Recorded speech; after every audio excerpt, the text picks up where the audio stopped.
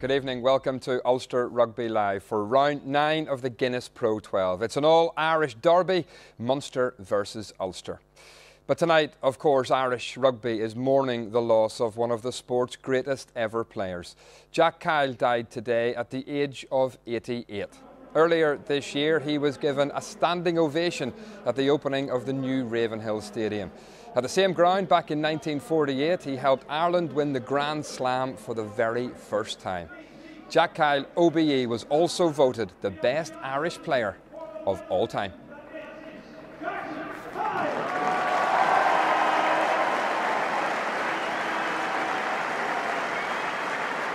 Tonight we'll be remembering Jack Kyle on the programme, and there will be a minute's silence before the game. Tributes for Jack have been pouring in today from all around the world. Here are the thoughts of Ulster captain Rory Best.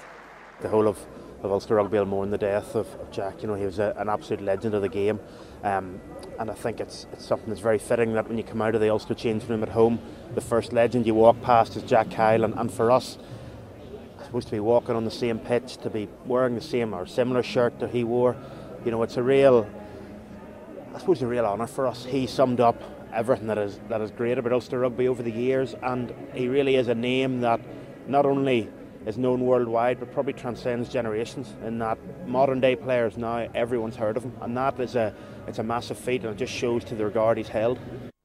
A fitting tribute from Rory Best. Paddy Wallace and Ryan Constable are with me in the studio this evening. Paddy, first of all, your thoughts on the passing of the legend Jack Kyle. It was obviously a very sad day for both Ulster and Irish rugby.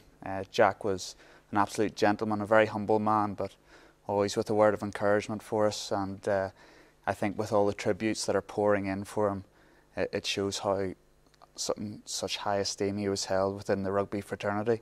We'll have a special tribute at half-time, Ryan, but I suppose no better tribute tonight than a rip-roaring Irish derby with an Ulster win on the end of it. Yeah, interprovincial games always come with that added bit of spice. Huge significance in terms of the Guinness Pro 12 table, second v third. Both of these teams will have realistic expectations to be in that final four. They'll have aspirations to be in the top two and get that home comfort of semis and finals. Ulster will travel with significant confidence. The inclusion of Rory Best, a key marker for them, but it's Munster at Thomond Park, can never be underestimated. One of the key areas tonight going to be the 10 shirt, do you think, Paddy? Well, I think it will. Obviously, whenever you travel away from home, you have to have your set piece firing. I think Rory coming back into the team is going to help that hugely. And then a lot of responsibility will lie with the halfbacks in Paul Marshall and Ian Humphreys, and I think if they start well and begin the game in the first 20 minutes and put the team in the right positions, they'll get the appetite for the game, and both those players have won down in Thomond, so they won't fear anything. Ulster beat Munster home and away last season. Is that part of the battle, actually being able to know you can win at Thomond? Yeah, certainly give them some confidence, but they're very much in the moment. They will have done their preparation. The focus will very much be on how they plan to play this game. The key battles at the breakdown always determine quality of possession and the style that players can employ. Ulster look to have the strike power, particularly out wide, and they'll want to utilise that. They require that set-piece possession, quality of possession at the breakdown to be able to implement those, and they'll be looking for those key members in the team to do that for them. OK, Ryan, Paddy, thank you very much indeed. We'll hear lots more at half-time, but it's time for us to join our commentary team this evening. Reggie Corrigan, and good evening to Jim Neely. And good evening to you, Stephen. It's a cold, crisp but dry night, a wee bit of a breeze here at Thomond Park. Certainly nothing like the capacity 28,000 that we have tended to see down the years. Rory Best returns to the Ulster front row to skipper the side. Alan O'Connor starts in the second row, and a reshuffle in the back row. Roger Wilson moves to 6 and Nick Williams starts at 8. Just the one change in the Ulster back division. Ian Humphreys takes over at number 10 from the injured Paddy Jackson, and it's the same interesting back three with Stuart Olding at 15 and Louis Ludick and Craig Gilroy on the wings. Munster, as ever, keeping the visitors waiting. A huge game for this Munster side, who had a pretty poor start to the season, but since then they picked it up. They've won no fewer than 6 games on the bounce, and in their last 6 league games they've rattled up 23 points. A few changes, 5 in total that they've made but it doesn't matter, Reggie Corrigan, what side they put out. Playing Munster here in Limerick is always something pretty serious, isn't it? Yeah, I think we can expect a bit of a backlash from Munster somewhat tonight. The last time you and I were here a few months back, what would have to be said was probably a second stream Ulster team certainly showed them a thing or two on that night. A considerably worse night than we have tonight, it has to be said. A beautiful evening here in Thomond Park, great evening for rugby, but I think the Munster team will certainly have their minds made up to make a big go of this one tonight. Well, no matter whether there's 10,000 or 28,000, the Munster fans certainly make an awful lot of noise. They had the traditional Munster anthem, Stand Up and Fight, sung just before the teams took the park. Well, Donnacha O'Callaghan, the most capped player in Munster history with 254 appearances, leads the side tonight. A familiar face in the front row, and BJ Bota, the former Ulster prop forward, and a pretty tasty looking back row with new Irish international Robin Copeland, who joined the side from Cardiff this year. Behind the scrum, Ian Keatley starts with Duncan Williams, and a very interesting back division. A couple of South Africans, Gerhard van der Heever, wearing number 11, and Pat Howe, the big fella from Peter Maritzburg in South Africa, wearing number 13.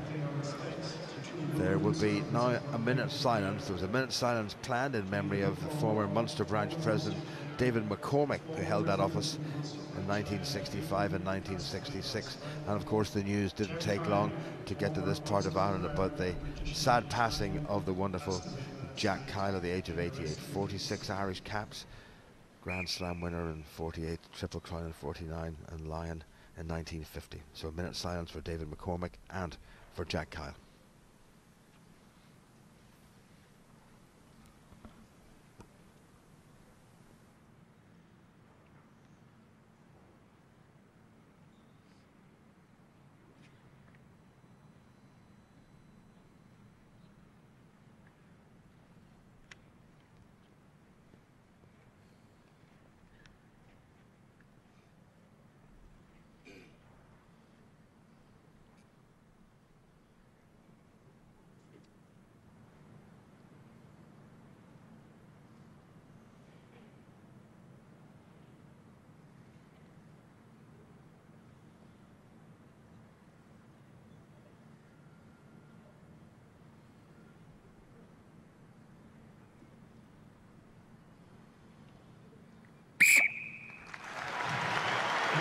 Well, to use Jack Kyle's favourite poet W.B. Yeats inscribed in his tombstone under Ben Bulben in the west of Ireland, it says, "Cast a cold eye on life, on death, horsemen pass by." Tonight the referee is from Wales, his 21st Pro 12 game. It's Ian Davis. His assistants are Gary Conway and Paul Haycock, and the TMO also from Ireland is Kevin Beggs. Well, this is going to be very interesting. It's number 2 in the league against number 3 in the league. And there is Ian Humphreys making his 4th start of the season. Paddy Jackson out for, it's estimated, 6 weeks because of a shoulder injury sustained last week. Both sides coming here against on the back of wins against Welsh opposition. Ulster at home to league leaders then, the Ospreys still league leaders, and Munster away to the Dragons, whom they put to the sword in the second half. So Ulster playing from right to left.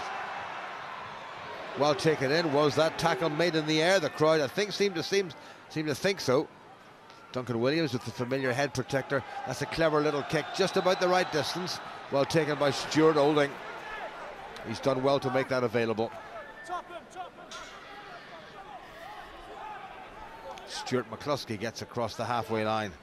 Marshall, this is Alan O'Connor, had to serve a 3-week suspension following a sighting in the game against Glasgow a month or 2 ago. Humphreys, well, that's a clever one. Plenty of what they call hang time in that. That's well taken in by Gerhard van der Heever, the 25-year-old from Bloemfontein. And he was bundled into touch, and that should be an Ulster line-out. So clever little kicking going in. Yeah, some good kicks already from Humphreys. 2 testing ones, even from the restart. Plenty of hang time. Slight wind into Ulster face at the moment, so that's probably going to be something they'll play to for a little while. Out. Move. Back from a successful spell with Ireland, albeit 1 game out of 3. Rory Best, Marshall, Humphreys. That looked forward. McCluskey's burst through the first tackle, and he's still going. Donnacha O'Callaghan, Munster's skipper, has got across well. Ulster have got the penalty and they're on the front foot. Vian Herbst. Penalty advantage white. Not rolling. Referee playing advantage. Humphreys again. Nice little flat ball. Well, this is clever stuff from Ulster. Louis Ludick on the right wing. Referee still playing advantage. Callum Black, Ulster's loose head prop. The men in white up to the 22. Humphreys. He's in front. Where's the mark, Gary, here? Well, Stuart McCluskey was in front of that kick, but the earlier offence had been committed and the advantage was being played. Please. And Donnacha O'Callaghan, I think, the Munster skipper, the man getting pinged. Very positive start from Ulster. They trying to move the ball around well. I've noticed Munster are not competing too much at the breakdown. They're fanning out quite quickly in defence. Obviously a little bit worried about the threatening attack from the Ulster players. Quite surprised, Jim, to see the size difference between the two teams. Already just looking at both sets of forwards, that Ulster pack certainly seem to have a size advantage over the Munster players at the moment. Some big men out there. Time back on. It was ever thus. You've had another season like myself where you haven't had to worry too much about cattle grids, Reggie, but looking very trim, I have to say, and probably a lot lighter than you were in your splendid playing days. Well, this will be a splendid start for Ulster should the out half who started this evening, the 32-year-old Ian Humphreys, spells with the Leicester Tigers and London Irish, now back in his native province, fast approaching 100 caps for Ulster. It's 92nd tonight. Little chip for that favoured left foot, up go the flags. Good start for Ulster, early penalty. Humphreys punishes Munster, and we played 3 minutes and Ulster up by 3 points to 0.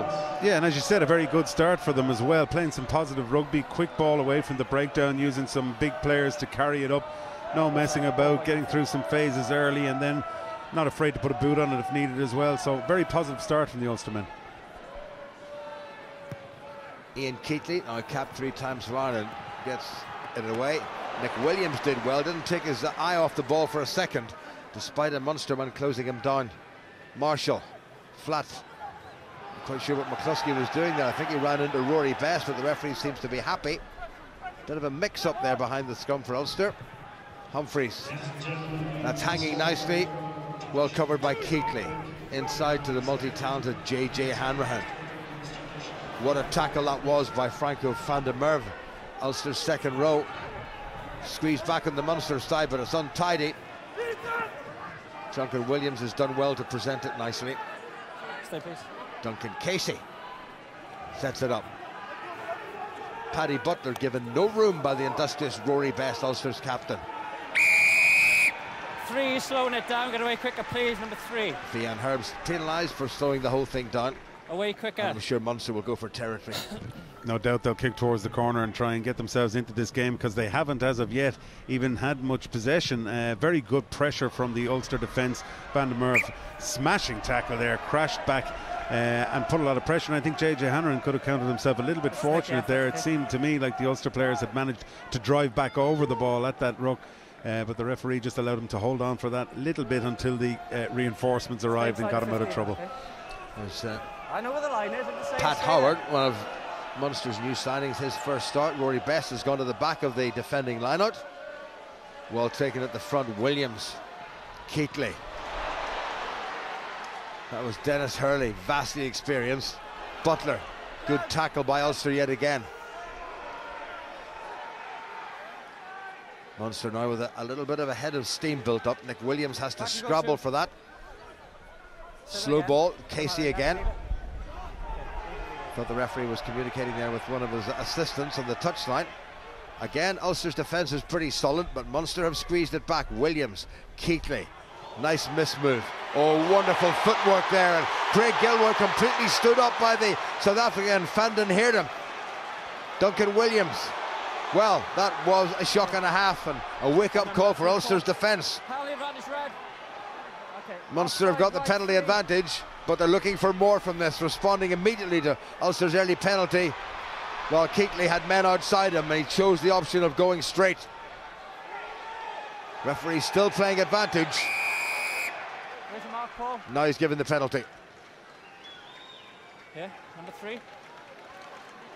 Paul Haycock, the touch judge on the near side, says that's the second penalty against Vian Herbst. He'll need to watch himself. You need to be a little bit careful. No doubt he'll have noted the number and taken it. But what a turn of pace there from Van Hever. Just completely looked like he had no space whatsoever. Great footwork, and found himself on the outside of Gilroy quite easily, and good turn of pace as well. And I think Ulster consider that a little bit of a let-off, that it's only a possible 3 points and not a try that they're conceding underneath the post. Well, I don't think I've ever seen Craig Gilroy stood up like that. Yeah, it was fantastic footwork, and like I said, absolutely no space whatsoever, but he managed to create some for himself and dance around that touchline and stay in play. Brilliant play. So 4 minutes after David Humphreys started it all off with a penalty for Ulster, Ian Keatley thought he would probably never get another Irish cap. Got capped a couple of times on the North American tour in 2009, and then came back into the side for the game against Georgia. Now can he level the scores at 3 apiece?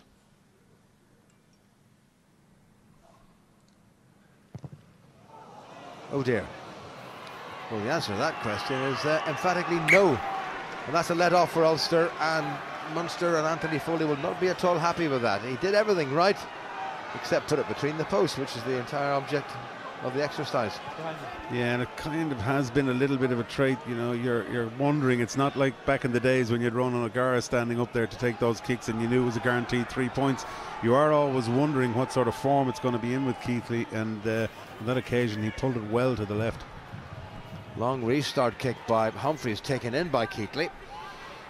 Duncan Williams, they need an outside half, and they've got the open side flanker Paddy Butler to take it into the Ulster half. Williams, Hanrahan at outside half. This could be interesting. That's good work by Robin Copeland. Ulster turned that one over. Marshall, Humphreys. Oh, he's kicked that very cleverly for Gilroy to chase, and hoping to atone for that defensive lapse, a very rare defensive lapse, I have to say. And what a clever kick by Ian Humphreys. Excellent. He's certainly started off this game very, very confidently, looking to take the opportunity afforded to him by the absence of Paddy Jackson tonight. And so far, a very positive start from him, and that was an excellent kick to the corner.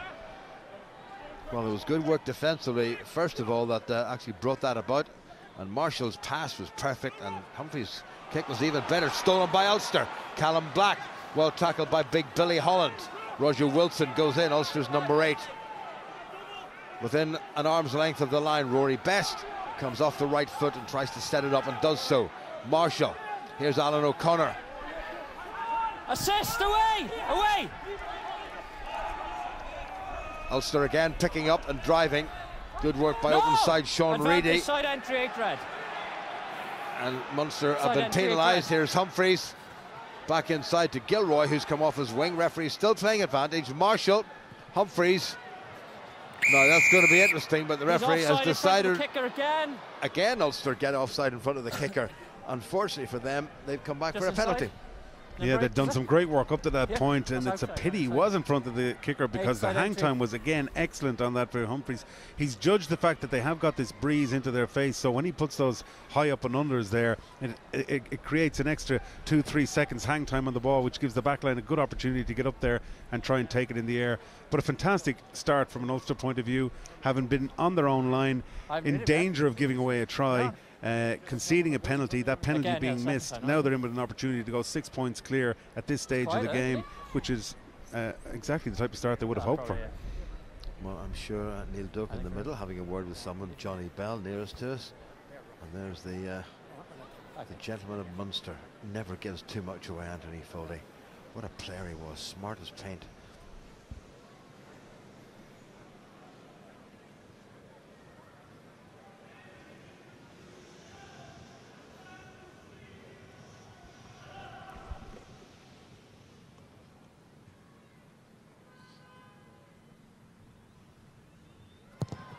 Struck that nicely.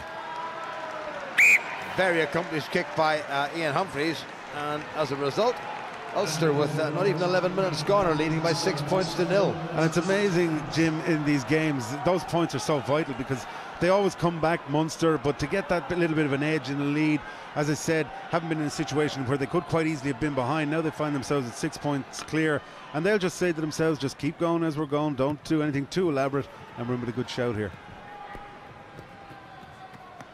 Taken in by one of Ulster's most recent South African signings, Louis Ludik.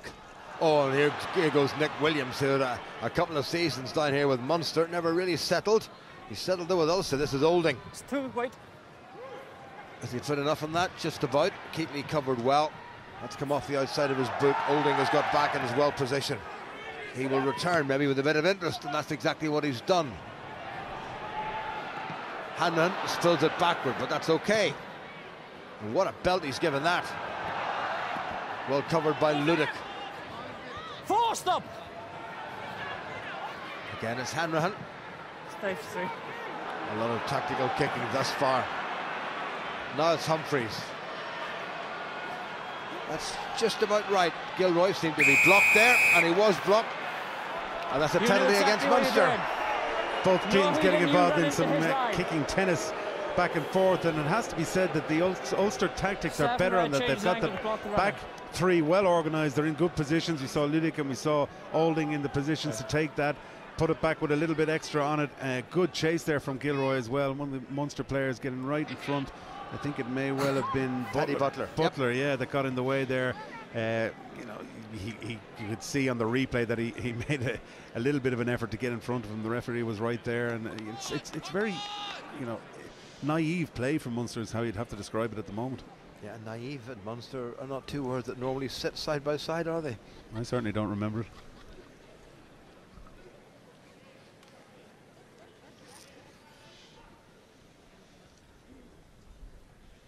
This is the furthest away from the post of the three kicks at goal that Ian Humphreys has had. Does it make any difference? No, it doesn't, and he's landed another one. And that's a pretty decent exercise in place kicking from Ulster's outside half. 13 minutes gone, and it's 9-0 to the visitors. And that was a cracking kick, Jim. He's full 40 metres out into the wind, which is slightly picking up at this stage. 9-0 up. You know, it's gone, 13 minutes gone. Certainly a great position for Ulster to be in. Clever variation there by Munster, but wonderfully well taken by Alan O'Connor. Marshall, Humphreys. And again, he's given that plenty of air. And again, it's well taken by Keatley. Oh, nicely done by Keatley. Bit of instruction there by Donncha O'Callaghan. Referees let that go. Keatley's made a decent bit of ground. Munster responding immediately. Taken on by CJ Stander, playing at number 8 this evening. Now it's Hanrahan. Here's Butler, who gave away that last penalty. Well tackled by Roger Wilson, and it was knocked forward in the tackle. And that's good work by Roger Wilson and by big Stuart McCluskey. Ulster defending well, and they have to. They did in that occasion. Certainly Munster seemed to have gotten a little bit of a head of steam up. For the first time we saw a little bit of well, I suppose anger building in them is the word to describe it. You can see the players looking around, the Munster players looking at each other, trying to work out how have they found themselves 9-0 down after such a short period in the game. But they haven't done anything. They really haven't challenged Ulster in any way. Any ball they've had, they've kicked back at them. They need to hold on to possession at this stage. The Ulster defence is well organised. The back three are ready for those kicks. They need to keep the ball in hand and try and get some phases together and test the defence. Well, you were talking about forward size. Munster just marginally heavier in terms of the overall pack weight, which may surprise you. First scrum of the evening. We played nearly 15 minutes on the Ulster loosehead side. Callum Black starting his 3rd game in a row. Well, that's a good solid Ulster scrum. Oh, great work by Black and by Vian Herbst. What's the referee going to do about that? Coming up, he's penalising Munster. That's another terrific Ulster scrum. We saw how efficient they were in this area last week, Reggie, at Ravenhill against the Ospreys, and they picked up where they left off. Well, that was an excellent scrum from Ulster. I am surprised to see the difference in pack weights, because looking at the two sets of forwards, you certainly wouldn't think that. But from the moment that Ulster scrum was set, they were rock solid, straight backs right across the whole 8 forwards, and they dipped and drove forward, and they had the Munster pack in all sorts of trouble going backwards there. The entire Munster front row of Ryan Casey and both under pressure there, and they certainly won't be happy with that from a Munster point of view. Drop one, 8. Rory Best will be pretty happy with the work of his 2 props and his 2 second row forwards. Van der Merwe, a good take. Humphreys. McCluskey has another go himself, and he's made ground yet again. He is a threat at inside centre. Marshall. Roger Wilson playing at 6. Most experienced forward on the Ulster side. Marshall again. Humphreys. Kay, sweetly done. Gilroy trying to get some of his own medicine back, and he's made decent ground. Marshall again. This is good stuff from Ulster. Alan O'Connor chopped, but Ulster get it away. Humphreys. Ooh, that's interesting. Rory Best out wide. He needs to get it to Ludick, and they've made a bit of a mess of that. Referee playing advantage to Munster, charged down by Ulster, and he'll come back for the scrum. Nice bit of enterprise there by the men in white. Scrum. It's excellent work from Ulster. They really are attacking at every opportunity that they're getting. They're changing the game. They're putting width on it at times. Rory Best finding himself out on the almost the wing, just inside on the 5 metre line. Good clever pass by him. Failed to hold the pass on the outside. Unfortunate there from Ludic. But the difference between the two sides at the moment, from what I can see, is that in defence Ulster are coming forward, they're attacking and they're smashing Munster backwards. Munster on the other hand, they're allowing Ulster to run at them and then they're just scrambling in defence. Every single time Ulster make an attack, they make at least 3-4 metres in the game line, in the tackle area, and that's the difference between the two defensively at the moment. 17 minutes gone, 9-0 to Ulster. Munster's first put into the scrum this evening. Set. Sort of pressure can Ulster exert in this one.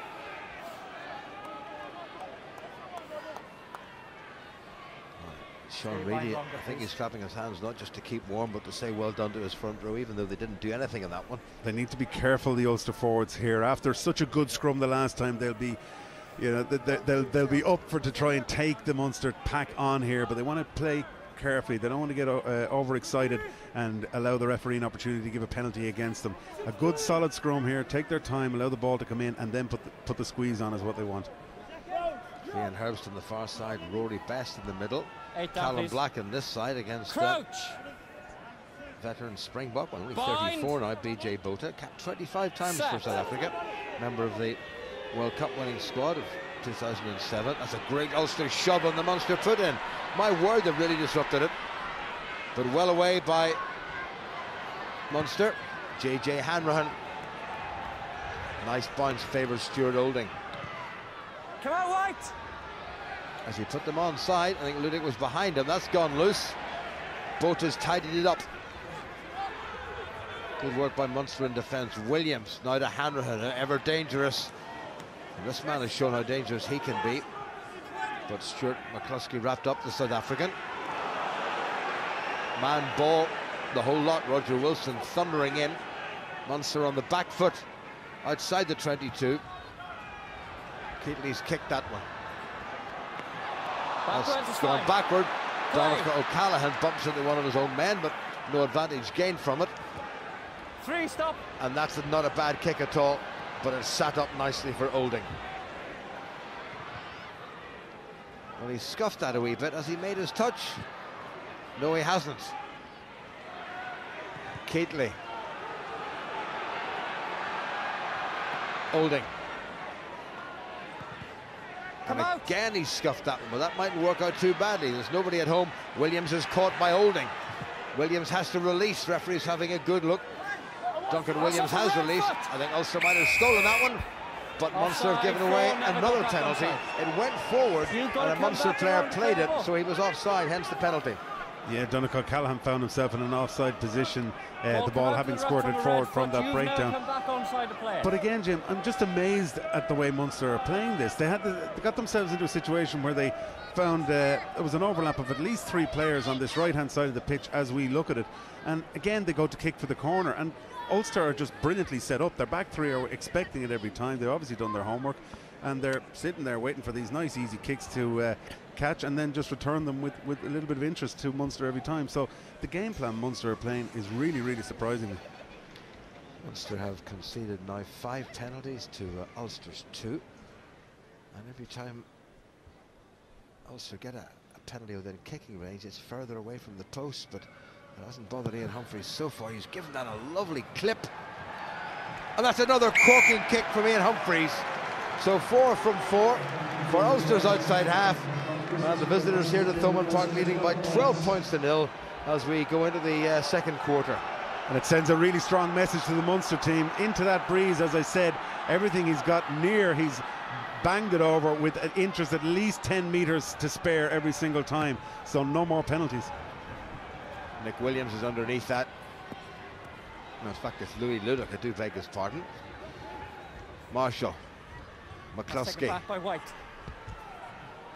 It's taken back into the 22. This could go straight into touch, and it has done. It's going to be a line out back in the 22. You can hear the referee perhaps saying just that's taken back in by White.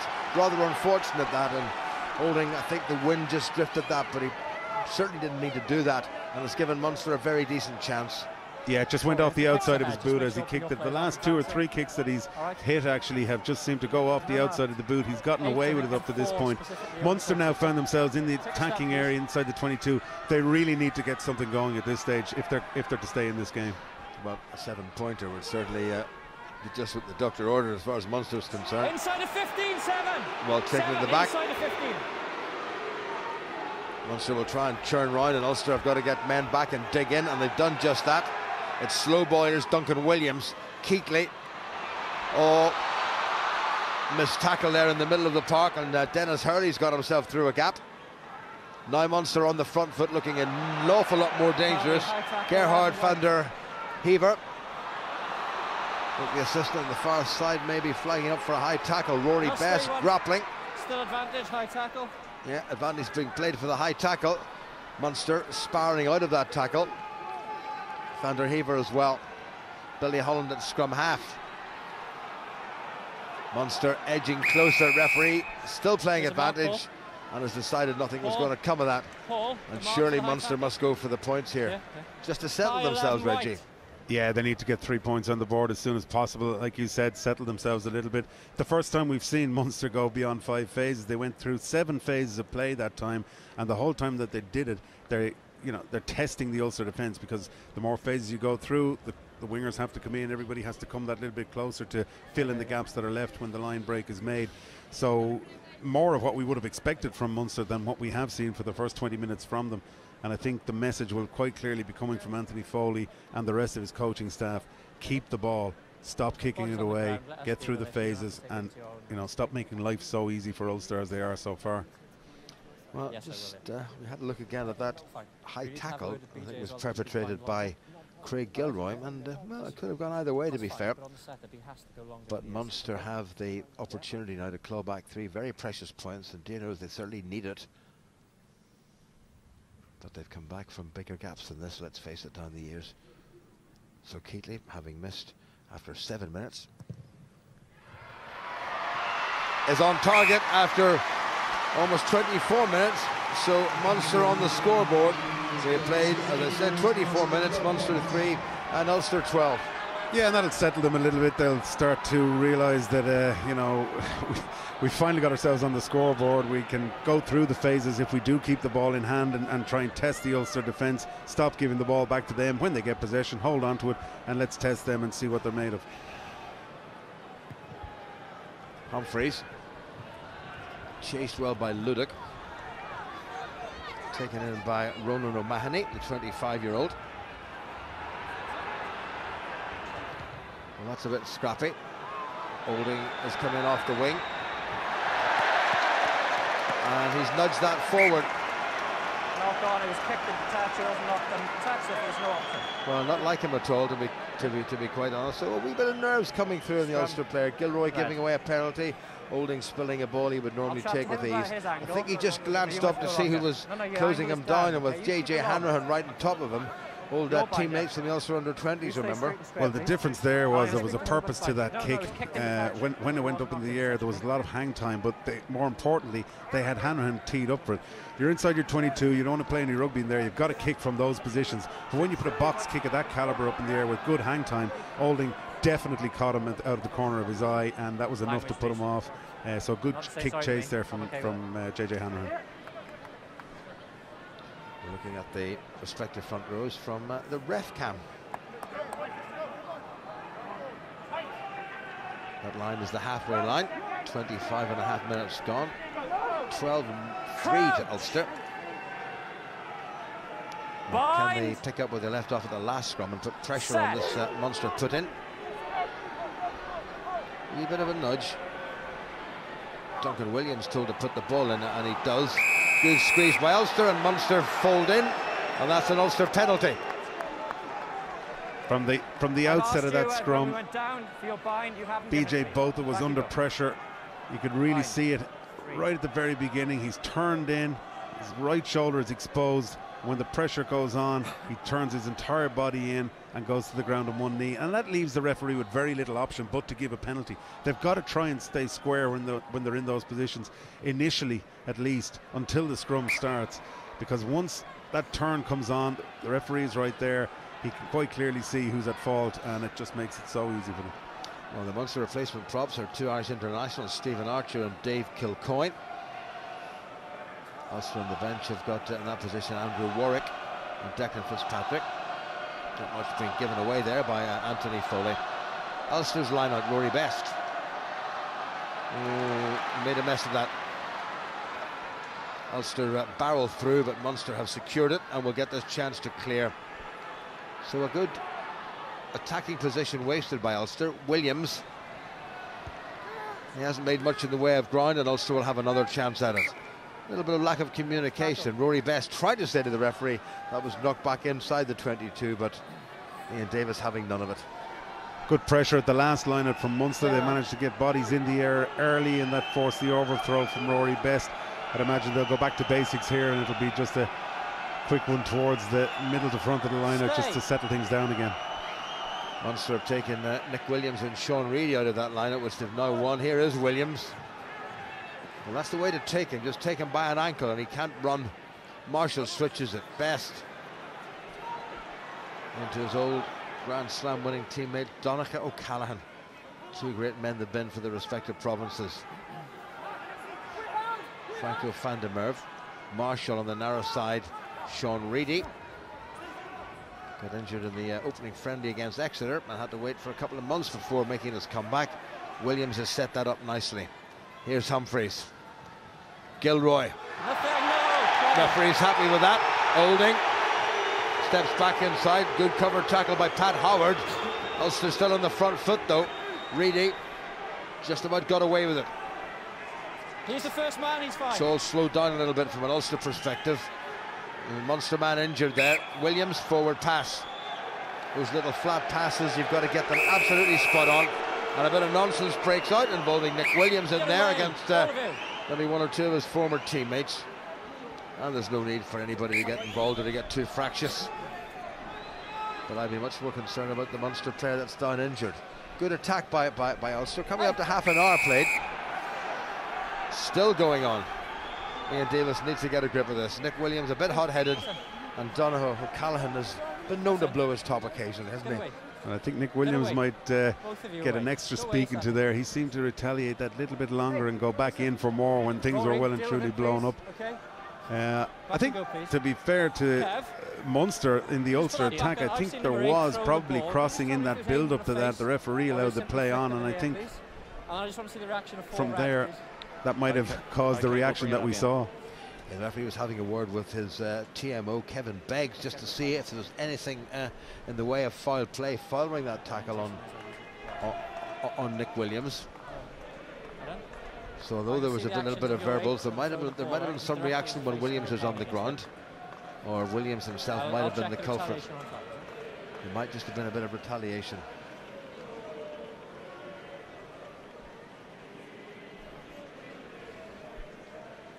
Just not too far away with us, working for the host broadcaster TV car, is the former Irish prop Marcus Horner. There's Williams on the ground.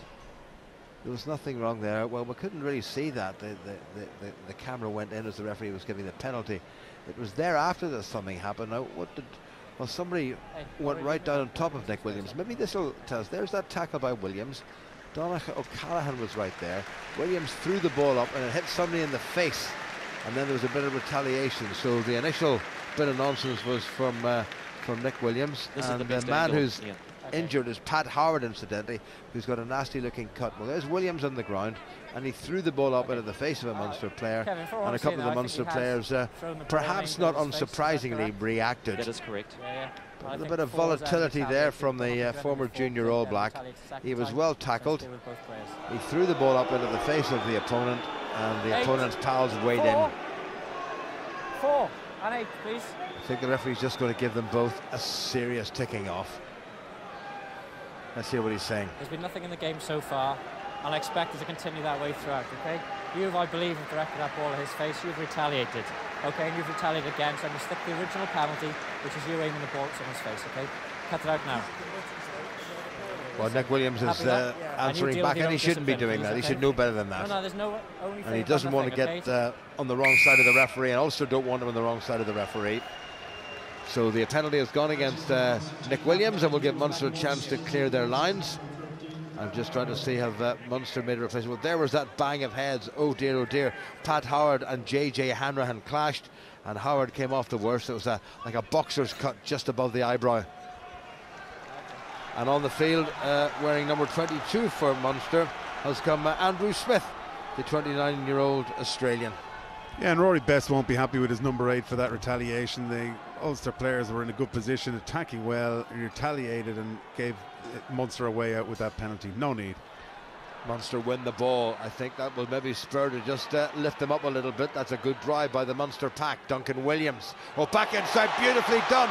This is great stuff by Ronan O'Mahony. He's very close. What a wonderful break, and Munster have responded as only Munster can. Have the men out wide? They seem to have that look a little bit forward, but the referee's happy. It's going to be a try, and it's going to be Robin Copeland. Well, that little bit of indiscipline from Nick Williams has cost Ulster very, very dearly. And sometimes you can see why he doesn't always get the nod in the starting 15. But what a great finish by Munster. Wonderful setup, wonderful inside pass. Brilliant setup. You're right, discipline is what it's about, but what a run by O'Mahony. Great footwork, and then quick recycling of the ball, which was the key to it. Copeland was there on hand to take the end pass, which is the easy part, the finish of it. But again, just really good work by Munster in the build-up. Quick hands and out of the tackle, most importantly. Hurley managing to get his hands free, get that offload to Copeland. But like we said, it all came from an area where Ulster were in full control in attack. One piece of retaliation, and they find themselves giving away 5 points with a possible 2 to follow. Well, Ulster would have been very happy with a 12-3 half-time scoreline. As it is, it's 12-8 and the prospect of 12-10.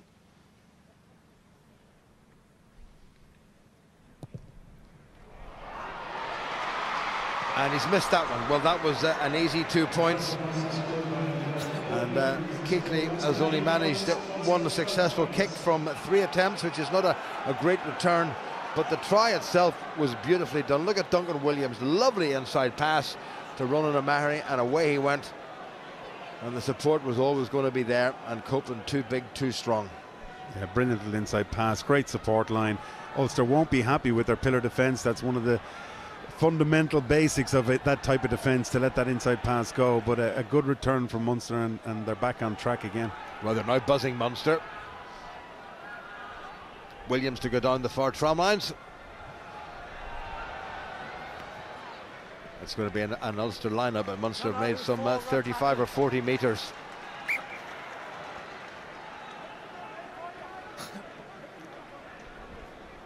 It's amazing the way the momentum of these games swing. I mean, we've watched for 25 minutes Ulster in total control of the match. They were 12 points clear, everything going their way, and then all of a sudden they just seem to take their foot off the pedal, and now Munster find themselves with the crowd starting to get behind them in a position where they're putting pressure on. Well, apart from that try, they haven't had much to cheer about, but when they do cheer, the roof comes off. Rory Best. Bit scruffy, but they've got it away. Marshall, whoops. Here's McCluskey. Made a few precious metres, and it's made available. Williams, back inside. Not the same success as Munster had, but Lulick set it up. Marshall again. This is Sean Reedy. Donica O'Callaghan puts in the very strong tackle. Van der Merwe, really from a standing start, didn't get up any kind of a head of steam. Marshall again. Humphreys to kick. That's a good one. Cave chases. Well taken by Hanrahan. Cave allowed him to go to ground.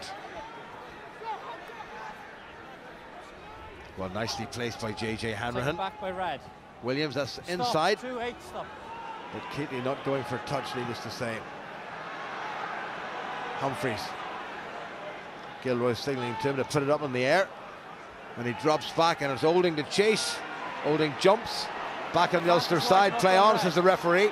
Alan O'Connor. Ulster will be anxious to get something more on the board by the interval. Vian Herbst. A little rumble by the tight head prop. No, back. It's all slowed down. Humphreys. Somebody running a blocking line there. This is Craig Gilroy, who's completely manhandled.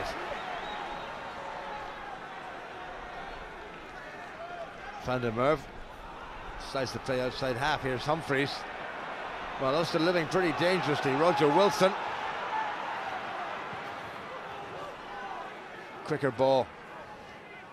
Good call by Ludick. No way through. Munster now have got the defensive lines absolutely perfect. Sorry. Humphreys has to kick. And there's nobody really, only Rory Best chasing, though McCluskey's there as well. Beautiful take by Hanrahan yet again.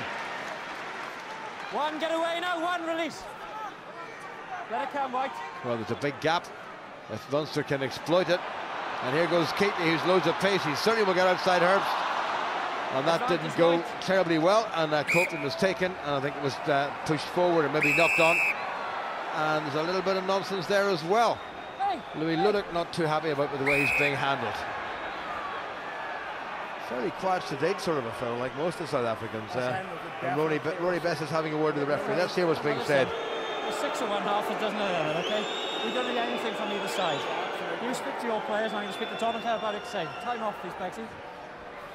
Well, he's asked for time off, and he's going to have a word with Donatello O'Callaghan. Things after the ball is, after certainly the whistle is gone, okay? Ludick might be a quiet player at the best of times, but when you get into the cauldron at Thomond Park and there's so much at stake, like an interprovincial game between these two teams, you're certainly going to get reactions from the players and get caught up in the moment. Munster had a huge opportunity there. They made a complete mess of it. Keatley on the outside. He had Howard, no, I think it was Hurley actually just outside him, and just miscommunication between the two of them. Hurley came inside on a kind of a switch line. Keatley didn't read it or didn't hear it from him, but Ulster were in real trouble there. Williams was standing out there, and with the pace that you would see from the Munster backline, you'd like to think that they could have found a way through. You cannot push down as you're doing. Well, two Irish teammates against Georgia, Craig Gilroy and Robin Copeland going head to head, literally. Okay, then I'll deal with his angle. No, he's the first culprit. No, I need you longer, not your elbow pushing down. Okay. And Davis explaining to the vastly experienced BJ Bota exactly how he wants him to behave in the scrum in terms of his binding. He's got to keep the arm straight. He's not allowed to dip that elbow and point it towards the earth. Get your shoulder out, please, man. Thank you. The result of all of that, it's an Ulster scrummage with under 5 minutes to go to the interval. Bind. 12-0 up at one stage. Ulster now 12-8 up. Just a slip. Just a slip, says the referee. They'll have to do it again.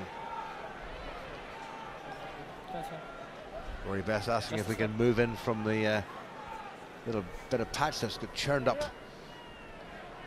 Ulster are definitely enjoying the advantage in the scrum at the moment, and BJ Botha, you can tell by the body language that he's feeling the pressure from Black coming in that angle every single time. Ulster just need to have patience in this scrum. They don't need to try and overexert themselves, get that straight body position we've seen so far, and they'll remain dominant. Well, the crowd getting behind the home side. Set. For the second time of asking, Marshall told to get it in. It's not steady, but he gets it in anyway. Munster trying to whip it run. It's a good Ulster scrum, and as Callum Black is penalised, slipping in underneath BJ Bota. And they break up with underneath him and gone to the deck. Tending just to bubble over. Go, Donald O'Callaghan still putting in that extra tuppence worth, isn't he? Well, I think the referee may have just fallen for a little old trick of the fade there on the hit. Ulster in a very good body position. He's claiming that he slipped in underneath, but there was no. You know, you got to accept the hit, and you got to take the pressure as it comes in on the tight head side there. I think Bowden just went backward. He just put it into reverse, and Black went down. Absolutely, and he just literally fell over because there was nothing to resist against him. So I think the referee might have fallen for a pretty old trick that worked quite well on that occasion. Yeah, but Munster in a very good position now with 3 minutes remaining to the interval. Anthony Foley, you wouldn't know it, but I'm sure is a lot happier. That's gone over the top. Somebody needs to gather it in, and it's Ian Humphreys who does just that. Gets it away to the supporting Nick Williams. Marshall is well outside his 22, so the kick has got to be accurate, and it is an accurate kick. It's a very good kick. Well taken by Ronan O'Mahony, the man who made the telling break, and he's still going. Duncan Williams, Hanrahan at number 10. Oh, wonderful line and away, and Gilroy's defence found wanting again. And Van den Heever's nearly away, and Munster threatening for a second try. Williams gets it away. Keatley again. Nick Williams misses him completely. Beautiful beautiful transfer, I was about to say, and it turned out it was a horrible transfer. But this fella on the wing for Munster, Gerhard Van den Heever, you can see why they signed him. He's a live wire. An incredible runner, the strength, he just keeps going. It's 2-3 tackles, he just cuts through them. Good change of direction, nobody can hang on to him. Then he places the ball well, great quick ball. Munster have just botched a golden opportunity. 3-man overlap on the outside, and a pass from Keatley just didn't find anybody with the try line beckoning. Huge opportunity missed. Ulster breathe again, well taken in by Franco van der Merwe to Nick Williams, who's had very much a mixed evening. Now Marshall must find his touch, charged down, not untypically. That did come off the Munster player, the try scorer Robin Copeland, so it should be an Ulster line-out, and it is. He had a wee look behind him. Oh, he had all the time in the world, and he took too much time out of it. It bounced off an Ulster player, I think. Yeah, the touch judge had his flag up. I think Ulster very lucky. Bounced off Marshall's head. Good orthodox take at the front of the line-out. Williams has got it tucked into the back. Ulster, can they survive another few seconds? Marshall has a look again. No mistake this time. He has to find his touch, and that's a good kick. Well, if he'd done that 30 seconds ago, he would have caused a lot less grief in the Ulster coaching team. Yeah, definitely that last one. They're just showing it on the replay there. Came off Marshall's head. Got away with that one, but they made up for it with the next one. A great relieving kick, but they still have a lot of pressure to deal with here. Just as we're approaching half-time, Munster will want to go in and try and get some more points on the board before they get to half-time. Duncan Casey with the throw for Munster. Williams, Hurley, no way through. Well set up, the Williams looking for that little switch again. You're off your feet now. Rory Best ran off his feet according to the referee. DJ Botep, his former Ulster front row colleague, sets it up. O'Callaghan, that big paw just tickles it back. Billy Holland, well presented. Copeland again. Made good ground on the ground. This is better from Munster. And the roar starts to pick up a little bit. And again, Munster drive forward. McCluskey needs to get away out of that. Looked like a little bit of obstruction there, and there was a bit of obstruction there, and I think that's going to be half-time. Accidentally, says just as well. And Ulster, having dominated the opening 20 minutes, have, for the second 20 minutes, been very much on the back foot, haven't they? Yeah, and they wouldn't be happy going in at half-time 12-8 and count themselves lucky that Keatley hasn't been on his game with the kicking boot tonight. But they're going in at half-time 4 points ahead, but I think the Munster boys will get some confidence from where they came back. Yeah, okay. 4 early penalties for Ian Humphreys, and by Munster have come back, it's Munster 8 and Ulster 12 at half-time at Thomond Park. Well, it's been a lively Irish derby. Paddy Wallace and Ryan Constable are with me. Ulster go in deserved of their half-time lead, Ryan? Yeah, built on the first 20 minutes, really, where they had dominance in most facets. They were dominating in the tackle, the breakdown, they were on top of the scrum, very patient, not playing any rugby in their defensive third, good kick chase, variety in their game, everything the coaches would have wanted to see in that first 20 minutes. Then a few little mistakes came. They gave possession to Munster, and Munster have built their way into this game. And given Keatley's missed kicks and a few overlaps that have been butchered, they could well be going in with a half-time lead. Yeah, Ulster will be disappointed that having that dominance, they allowed Munster back into the game, Paddy. Yeah, they did, and it came from a basic error. A lot of time is spent now getting out of your red zone, as we call it, exit sets. So when we went 12-0 up, they kicked off. Stuart Olding kicked the ball straight into touch. That gave Munster a foothold in our 22. And they ground out a penalty that got them back into the match, got their tails up again. Ulster certainly not lacking aggression in this performance tonight, and certainly had the early dominance. Yeah, well, they came out, and we saw that from the start. Quite often that line speed and the aggression in the tackle is a good indicator of the mindset, and we can see on that occasion Franco van der Merwe and then the rest of the players piling in to get over and secure that possession. Some big hits going in. It was very organised and very aggressive, and that's what laid the platform for them early on. Some great turnovers here as well, and Ian Humphreys exploits the space behind, using the camber of the pitch there nicely to roll the ball deep into the Munster territory. We turned the ball over and we're on the front foot again. With all that dominance, perhaps they'll be disappointed they haven't put more points on the board, to be fair.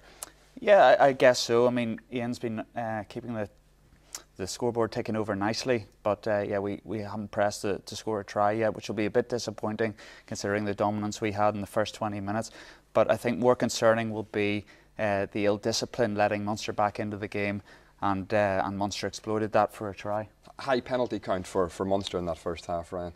Yeah, there was, particularly in that opening part when you expect the discipline from the players, and Ulster exploited that, and Ian Humphreys has been on song with the boot, and that's really how they built the lead into that game. And just a number of bits of indiscipline at the breakdown, particularly for Munster, and then penalties like this drive coaches mad. You know, it's a unnecessary one. It's not going to change the outcome of the game in terms of what was going on the pitch, but it's cheap points for Ulster as a result of that. Just changing his line, blocking the Craig Gilroy on that occasion, and then, you know, we've seen the scrum. It's been a weapon for Ulster in this match, and they've got a lot of possession. They've created the territorial advantage out of that, and certainly that's an aspect they'll want to see continue. As Ryan mentioned in the commentary there, they just seem to push harder. That's our analysis of the scrum here. But Munster very frustrated at this stage, giving so many penalties away. Yeah, it was their Achilles heel in that first half. They gifted Ulster 12 points, and you know, it's something I'm sure Foley will be talking to them very sternly about in the dressing room, to come out in the second half, you know, and keep their powder dry. But obviously Munster capitalised, as Paddy said, on some Ulster mistakes, and explain just the significance, Paddy, from a restart, how important it is not to make an error, because it just lets the opposition team right back into it. Yes, I mean, it's the third set piece. You know, they kick off long, and they say, well, play your way out of there. And Ulster did everything right. It was just the execution of the kick, sadly, that let Sturt down. As I say, it gave Munster a foothold in the 22, and they came away with points out of that. Yeah, from being 12-0 up, that one small error allowed Munster to kick this penalty, and suddenly they were on a bit of a roll, Ryan. Yeah, well, you're conceding possession and you're conceding territory as well, and once that started, you can see that incident there. The penalty goes against Ulster. That allows Munster to once again get possession. Ulster find themselves in their 22, and all of a sudden they're now defending in a very well constructed try. This was from Munster once they got that opportunity. Clever little inside pass, exploiting some defensive deficiencies around the ruck, and then an excellent continuation of that break, and then just the numbers. And Ulster come in, they identified correctly. They've got to come in and not allow that pass to get away, but exceptional piece of skill, and then you don't stop a man like Copeland that close to the line. Great offload for the score, wasn't it? Great offload, lovely ball from the scrum half, exploring the lack of a pillar there right beside the ruck. Some neat footwork and a great offload there to go over for the try. I mean, Munster do look very dangerous with ball in hand, don't they? Yeah, they're the ones that have been making those clean breaks, but again, it's that quality of the offload, and offloads are vital for breaking down defences. And Ulster, with the team making the breaks through McCluskey, through that midfield, exploited a lot of space there and were able to get some continuity going. Didn't create too many try-scoring opportunities, but Munster will look at that tape. There's a couple of tries they've left behind, creating overlaps, players misreading whether to stay out, come in, and they could be a lot further ahead. So Ulster be disappointed, having established that dominance in the first 20, which is difficult for the away team to do, particularly at Thomond Park, to then be going in with a 12-8 scoreline. Defensively at times Ulster very good, but then on the other hand allowing Munster to make those clean breaks. Yeah, they'll be disappointed. Rugby is a game of momentum, and Ulster had all that momentum in the first 20 minutes. And as I say, they let Munster on the scoreboard quite cheaply from not getting their exit right, and from that point on Munster gained the momentum, their tails were up, and this is the type of rugby that they can play. They're very abrasive, in your face, and they exploited, you know, a couple of opportunities to score tries and managed to get over for the one try of the half. Yeah, another great break there from Keatley. We've seen some excellent individual performances. Van der Heever's been at the heart of it. He's carrying strongly, good footwork. He's getting them on the front foot. Ulster falling off tackles, and that's when it becomes difficult to defend. You're retreating, you're trying to get the integrity of your defensive line, make those defensive reads, and that's when the space creates a 3-on-1 opportunity. Should have been a score. Should have been a score. Yeah, but Ulster will be very content to be going in at half-time in front, obviously. I think so. I think Neil want to emphasise how they started the game, you know, how efficient they were in that first 20 minutes, and they want to replicate that. They want to organise those few mistakes that they made in the defensive line. Johnny Bell will be having a chat to those culprits, and they'll be coming out for something similar in the second half. Okay, thank you for the moment. Tributes, of course, have been pouring in today for Jack Kyle, who died aged 88. He is regarded as Ireland's greatest ever rugby player, hugely respected on and off the pitch. He helped Ireland win their first Grand Slam back in 1948, and he was also present when Brian O'Driscoll's side won the next Slam 61 years on. After he retired from the game, Jack spent more than 30 years as a surgeon in Zambia, a remarkable man who left an indelible impression on those who met him.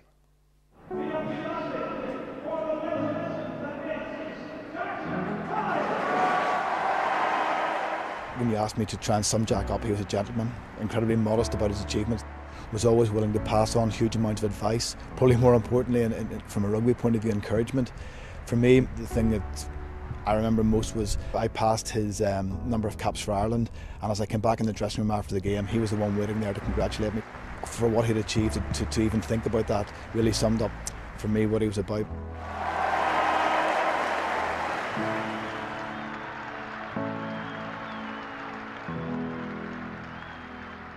The big memory of this ground is our Grand Slam of 1948, where we played Wales here.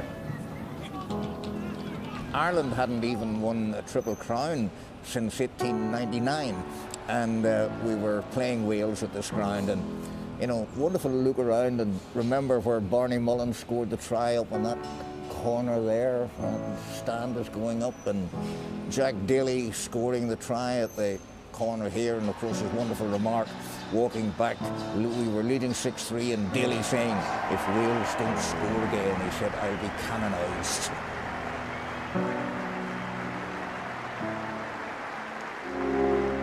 I think it was a very poignant moment for me, and hopefully one for Jack, and you know, he had some lovely words to say to me and congratulating us on taking over and relieving some of the pressure. Privileged to have played with him, privileged to have known him, revered throughout the world of rugby football, and not just for his rugby. He was arguably the best number 10 ever put on a pair of boots. And in New Zealand in 2011, I was there for the World Cup, and a lot of the old hands were still asking about him, and they regarded him as the best number 10 who'd ever come to New Zealand, even then, and that was, what, 60 odd years ago.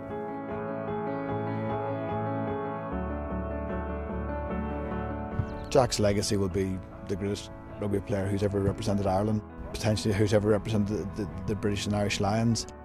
Privileged to have played with him and known him, and just such a lovely man. They seek him here, they seek him there. Those Frenchies seek him everywhere. That paragon of pace and guile, that damned elusive Jackie Kyle.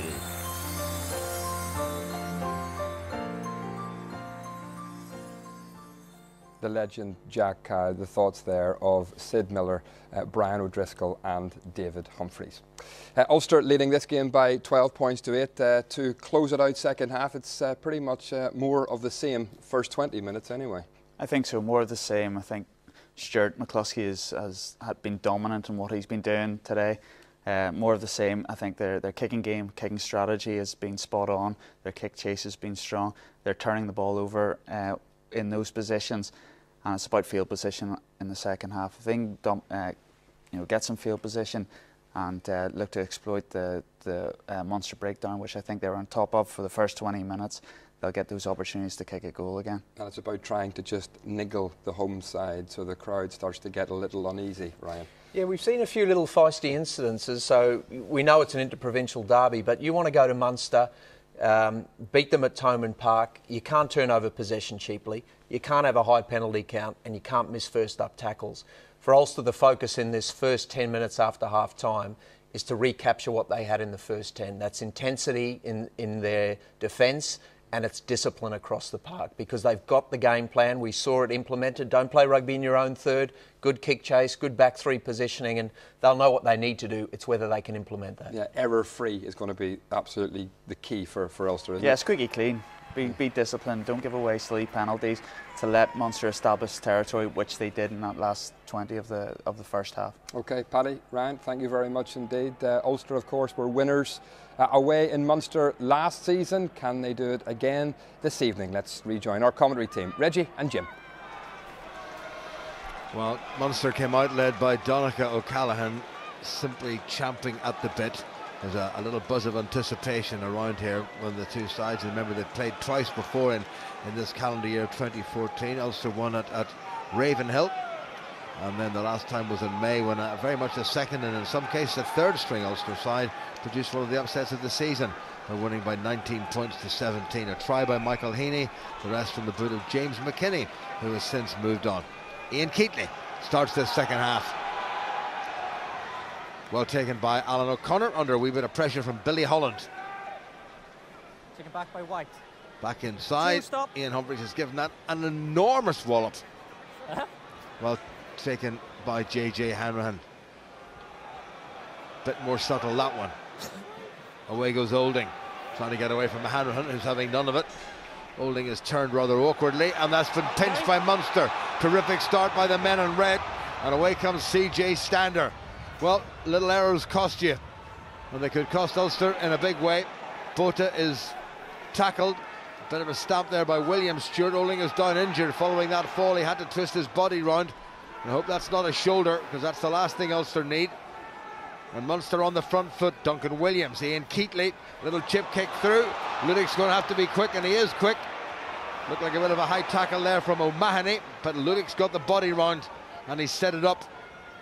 Humphries poised directly behind, but Marshall kicks. This needs to go into touch, and it has. Olding down injured, that's very concerning. Yeah, and he hasn't moved since he went down, so they're just attending to him now, but he seems to be getting back towards his feet.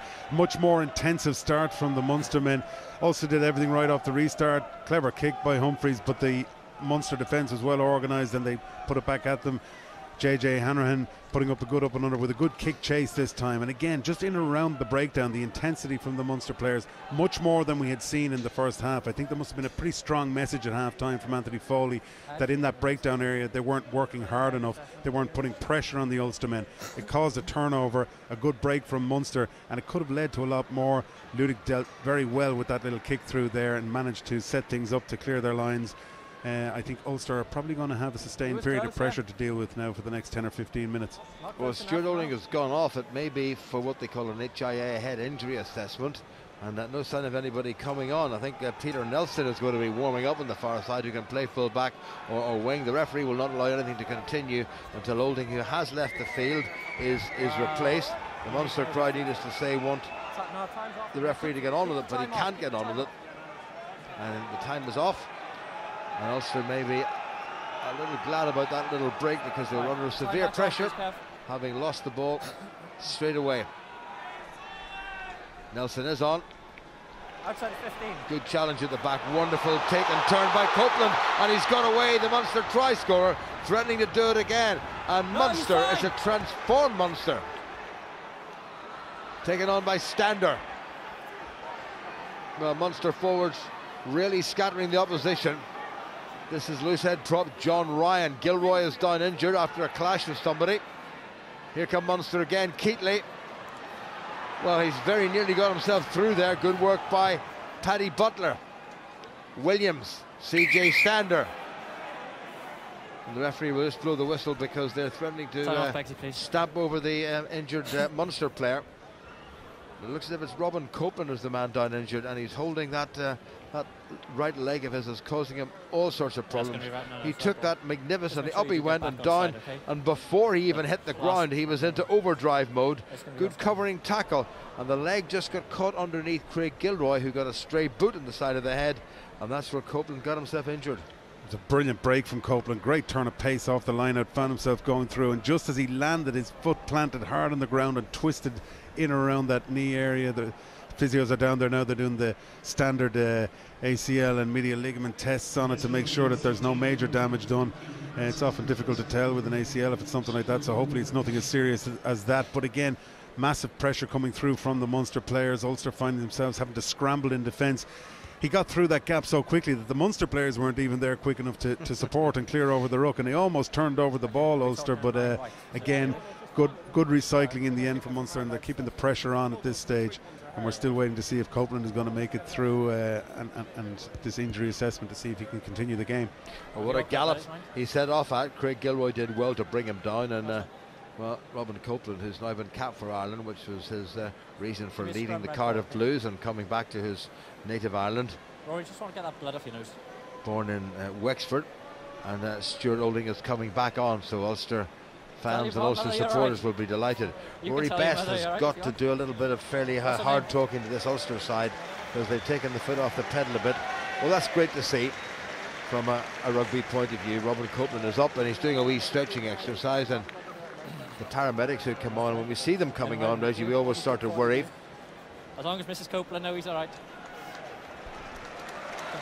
Like I said, it's often very difficult to assess an ACL on the pitch, because it's one of those injuries that the pain isn't always as bad as something like a medial ligament damage, but he's done some pretty severe testing on it there. He seems happy to continue, so he'll continue on in that number 6 jersey. And it's a Munster scrummage. The clock will start. We've played 2 minutes in the second half. The scoreboard has not yet been bothered. Interesting to note as well that Copeland has actually gone into the number 8 slot. He's swapped over with Stander. Stander's gone into the back row. He played a lot at number 8 when he was in Cardiff, so interesting to see if that change has an effect off this scrum. Well, if that knee of his is okay, expect a pick up and drive, and he's just poised for that. Down go the front rows. Ulster dominated the scrums for most of the first half, but last time out a little bit of codology, shall we say, from BJ Bota. Bota, a Munster penalty. You've seen it plenty of times before though, Jim. One penalty for and one penalty against. It tends to be, what is it, 1-1 now in the scrum? The referee could even it up again. Well, Ulster can't really take that chance. Munster in a very good position there, just about midway between the Ulster line and the Ulster 22. Bind. Set. As we mentioned, Stander on the near side of the scrum as a flanker. In it goes. Copeland controls. Munster get the squeeze. Well, they've made a mess of it. Williams gets away on the narrow side. Oh, he's handed off Marshall, and he dives. And as he got in, poor Ulster defending. Wonderful anticipation. An opportunist try perhaps for Duncan Williams against Begsy, two things please. A wickish Can you first defence. check if the ball was knocked on from White to the base of the scrum? Very unlucky though from an Ulster point of view. Just listening to the referee and what he's first. checking to see, was it knocked on at the base? It wasn't. It went backwards from Copeland. When I was looking at it the first time, the first thing I noticed was he went to pick it up, but it squirted backwards through his legs, and then Williams just pounced on it straight away. We'll see it again in the replay. Here we go, Ian. But because of the way the scrum went, Marshall thought the ball was going out. All the defence were looking to the right hand side where Copeland was looking to go, and Williams spotted that gap down the blind side and went for it. We'll just hear from the scrum. Went backwards there. Backward, and Marshall fell. Marshall went into tackle and he fell, and he got a neat little handoff. And is the grounding all right? He went short. Did he slide over? That's a try. Yeah, that's a try. Very clever by Williams. He spotted the opportunity. He knew Marshall was coming in at the base of the scrum to put pressure on him. The ball squirted out, and opportunistic on his part, he picked it up and went for it. But he slid a full 3 metres from the line, I'd say, because he realised the tackle was coming in. Well, the crowd will tell you that the TMO Kevin Beggs has instructed referee Ian Davis to award the try, and that's Munster's second try. And we've played coming up to 4 minutes in this second half, and for the first time, Munster go into the lead.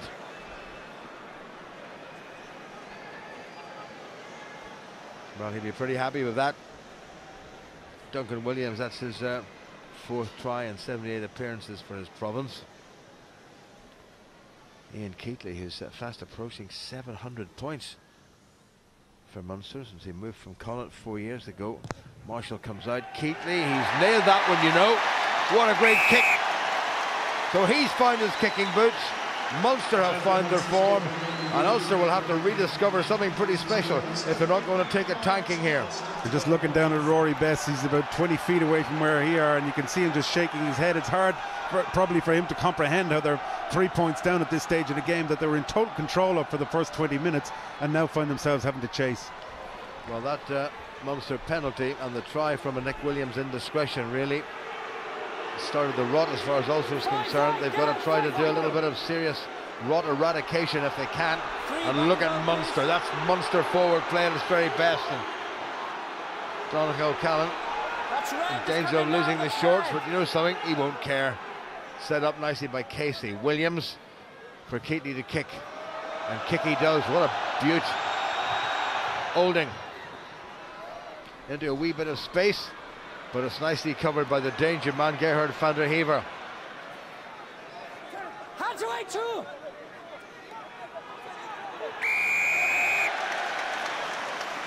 Well, you can't say that the referee didn't speak to Ulster about getting their hands away. It may not have been Rory Best. It may well have been Franco van der Merwe. Rory Best shakes his head and disagrees with that, needless to say. But it's all going Munster's way, Reggie. It is, but Ulster are in danger of imploding at the moment. They're making all the wrong decisions. You know, there's times when you compete for the ball, but it's quite clear call from the referee to leave it. You could hear him saying Ulster 2, hands off, and they continued and persisted with keeping in there, trying to poach that ball and giving away a soft penalty. I have to say, I've been very impressed with Munster winger Van der Heever. Every time he's had the ball, he's looked dangerous, he's looked strong, and he's threatened.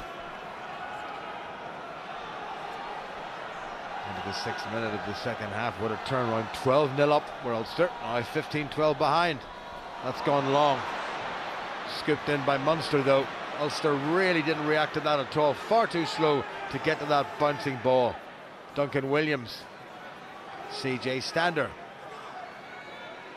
Williams again scored Munster's second try. Keatley very nearly got through. Gap was closed by McCluskey. Billy Holland, son of former Munster team manager and Irish international, the great Jerry. Williams again. Munster queuing up. Ulster's defence just filtering across. Duncan Williams, Holland, Keatley. Good tackle by McCluskey, trying to hold the Munster ball carrier off the ground but not succeeding. Williams switches, Keatley kicks. Archer was in front of him. Gilroy needs this to find touch, and it does. Good clearance kick by Craig Gilroy. And good positioning as well. He got back there quickly. Keatley, they're not messing around Munster. They're going through 3 and 4 phases. They're testing either side of the defensive Ulster line to see if there are any gaps. When there aren't, they're getting the ball to Keatley, and he's trying to find those clever kicks in behind. But on that occasion, Gilroy got himself back into a good position, took it well, and found a good touch. But again, it's a Munster put in, and Ulster find themselves under pressure. Some of the unavailable Munster players and a few Munster players on the injury list there. That wasn't straight at all. Option right. Scrum. Ulster have gone for the option for the scrum. Slap on the wrist for Duncan Casey.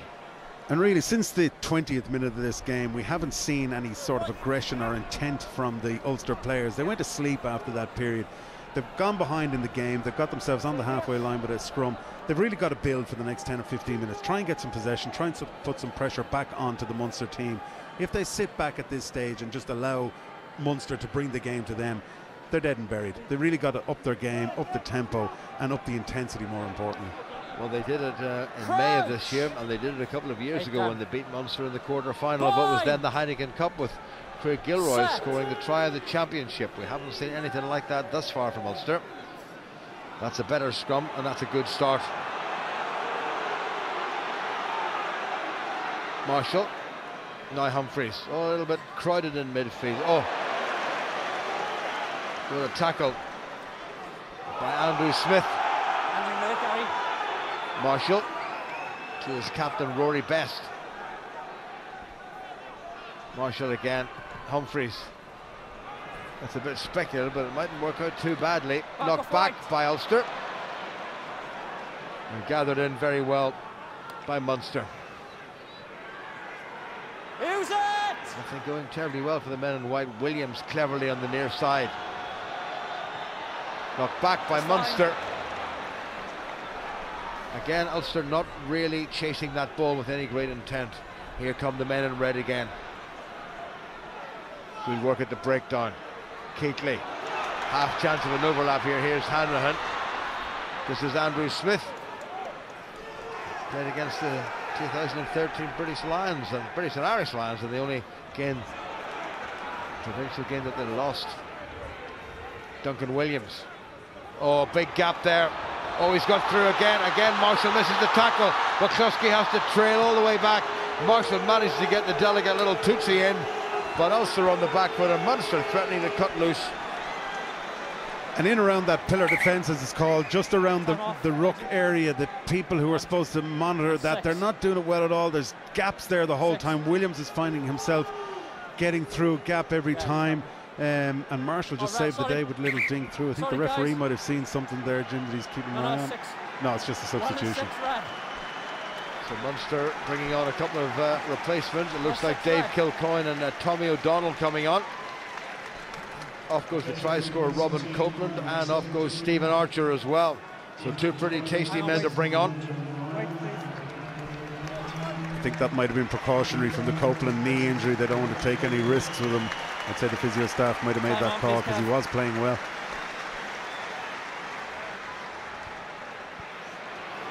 Now, Munster win the line out with ease. Tommy O'Donnell, number 19, is in there, just hanging on to it. It's a bit slow ball, but they still got it, and that's what matters. Over the Ulster 22. Smart play from Munster. Brandon Murphy on the ground. Referee's playing advantage to Munster. O'Donnell makes some decent ground. Duncan Williams. Well, that's a bit hit and hope, but they'll come back for the penalty, and Munster have a chance to go even further ahead. I think Keatley knew he had the penalty coming, and he took a bit of a gamble on putting one up there and seeing if the chasing backs could get in and maybe get under it and steal a try. Again, Munster getting their driving maul organised quite well, and Ulster left with no choice but to drag it down in the end. And pretty straightforward penalty, but as I said earlier, it's hard to know sometimes with Keatley if they're assured or not, but this is certainly one that he would expect to put over. Well, if he does, Ulster will be scratching their heads. Certainly the Ulster coaching panel will be scratching their heads. 12-0 up and looking well in control and looking very comfortable. And once we got into the second quarter of this game, well, the game has been stood completely on its head. A couple of Ulster errors, a silly penalty to give away, a couple of missed tackles, and then the error count has risen. At one stage the penalty count was 5-2 against Munster. I suspect Ulster have now given away more penalties than the home side. Here's Keatley to punish yet another Ulster infringement. Perfect. Kicking boots back on for Ian Keatley. And 12-0 down at one stage. Munster now 6 points ahead. 18-12. And it's amazing when a team start to get a little bit of ascendancy, how that translates into the kicking boots of your main kicker, and the confidence builds there too. But as you said, scratching head is the order of the day, because from nothing, Munster got themselves a try in the first half to get back into the game, and then they got another one a little bit fortunately in the second half, and now they're in control. Wonderful take at the restart by Billy Holland. Munster doing the basics right. Penalty advantage offside, 6 white. Roger Wilson straight offside. Referee was right beside him. There's no need to do that. And he's not even going to wait for the advantage for the kick. So that's another elementary error committed by this Ulster side. started to notice as well the Ulster defence is getting a bit narrow. I don't know if fatigue or tiredness is starting to set in at this stage, but they're getting narrow in defence, and at some point you would think that this Munster backline will identify that. We're looking at some bigger forwards finding themselves out in that backline up against some pacey backs, and if at any stage, rather than kicking it away the way Keighley has been done so far in the game, they spot the opportunity to move it across that backline and get some width in it, you'd think that they might find some space in the outside, and there'd be a lot of danger for a try on that outside channel. Anthony Foley just inside must be pleased with the ruthless efficiency shown by his side. Nicely done, Williams. Stander to Tommy O'Donnell. Ulster stolen that. Away comes Sean Reedy. It's the first time we've mentioned him for a while. And immediately they give away the penalty, hanging on to the tackle. Well, you can't do that and expect to win league games, never mind league titles, Reggie. And it was a great steal initially from Reedy, and again he caught his own players off guard. They just didn't react quickly enough when he made that break. Good break down the centre, but the Munster players were in so quickly. Once Reedy got isolated and he was left open like that, in came, I think it might have been JJ Hanrahan. No, it was actually, I think it was Hurley. Dennis Hurley managed to get in there straight away and get his hands on the ball, slow things down. The lack of Ulster support to clear out the breakdown left the referee with no choice but to give a penalty. And again, it's a long way out into a stiff breeze. It'll be a test of Keighley's kicking boots and to see where his head is exactly, but it's an opportunity for them to go 9 points clear. Well, we saw Ian Humphreys in the first half, or in the first quarter, or the first half of the first half, if my mathematics are right, land something similar. This is straight in front, but the breeze is just picked up and it's blowing into his face. Just one little back step. He's hit that nicely. Oh, he's hit it perfectly. So Munster past the 20-point mark, Ulster outside the losing bonus point mark, and unless Ulster finds something that we haven't seen for the last half hour, they're going to get swamped here at Thomond Park. That was a magnificent kick from Keighley. Distance was perfect. Like you said, just one back step and a strong follow through and kick from him, and it went sail between the posts. Well taken in by Ulster from a clever switch at the restart by Humphreys. Marshall, Fian Herbst, tackled by his fellow South African BJ Botha. Marshall, Darren Cave, of whom we've seen so little. I think that's the first time he's had ball in hand all match. Munster containing Ulster. Number. And side entry White. And another penalty given away by Ulster coming in from the side. Side the entry penalty White, count is now getting completely, from an Ulster perspective, Reggie, unacceptable. Hard to even see where that one came from, but I think he might have got that call from the touch judge. Again, like we said, they get themselves into a position where they've got the ball finally, and they literally haven't had the ball for 15 minutes of this second half. And they get some sort of possession, try and get themselves back into the game, and then fundamental errors, silly, stupid errors at this stage of the game for players who should know better, coming in on a side entry when the ball had already been cleared and moved away. Well, Ulster have now conceded 10 penalties to Munster's 6. So when we last look at that statistic in the middle of the first half, it was 5-2 against Munster, 10-6 against Ulster. Michael Heaney has come on for a beleaguered Paul Marshall. Heaney was the man who scored the try when Ulster won here in May. We need to do that and a bit more as Munster move ominously and efficiently forward. Tommy O'Donnell. You're off your feet, White! Keighley to Smith, well tackled by Roger Wilson. Williams, that's gone a bit loose but well picked up by Munster and by Donnacha O'Callaghan, the skipper. Wind is starting to pick up a little bit. Paddy Butler makes decent ground for the men in red. Here's Keighley. Oh, beautiful pass, moved wide. This is the danger man, Van den Heever. Keighley, O'Donnell. Ulster's defence hanging on but creaking. Williams again, Keighley, Donnacha O'Callaghan.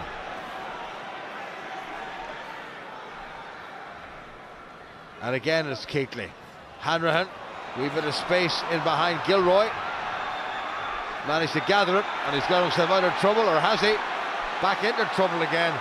Ferocious tackle by Ronan O'Mahony on Ulster's winger. Heaney pressed into service straight away. Well, he's got himself caught. Reedy's in there to help, and Herbst.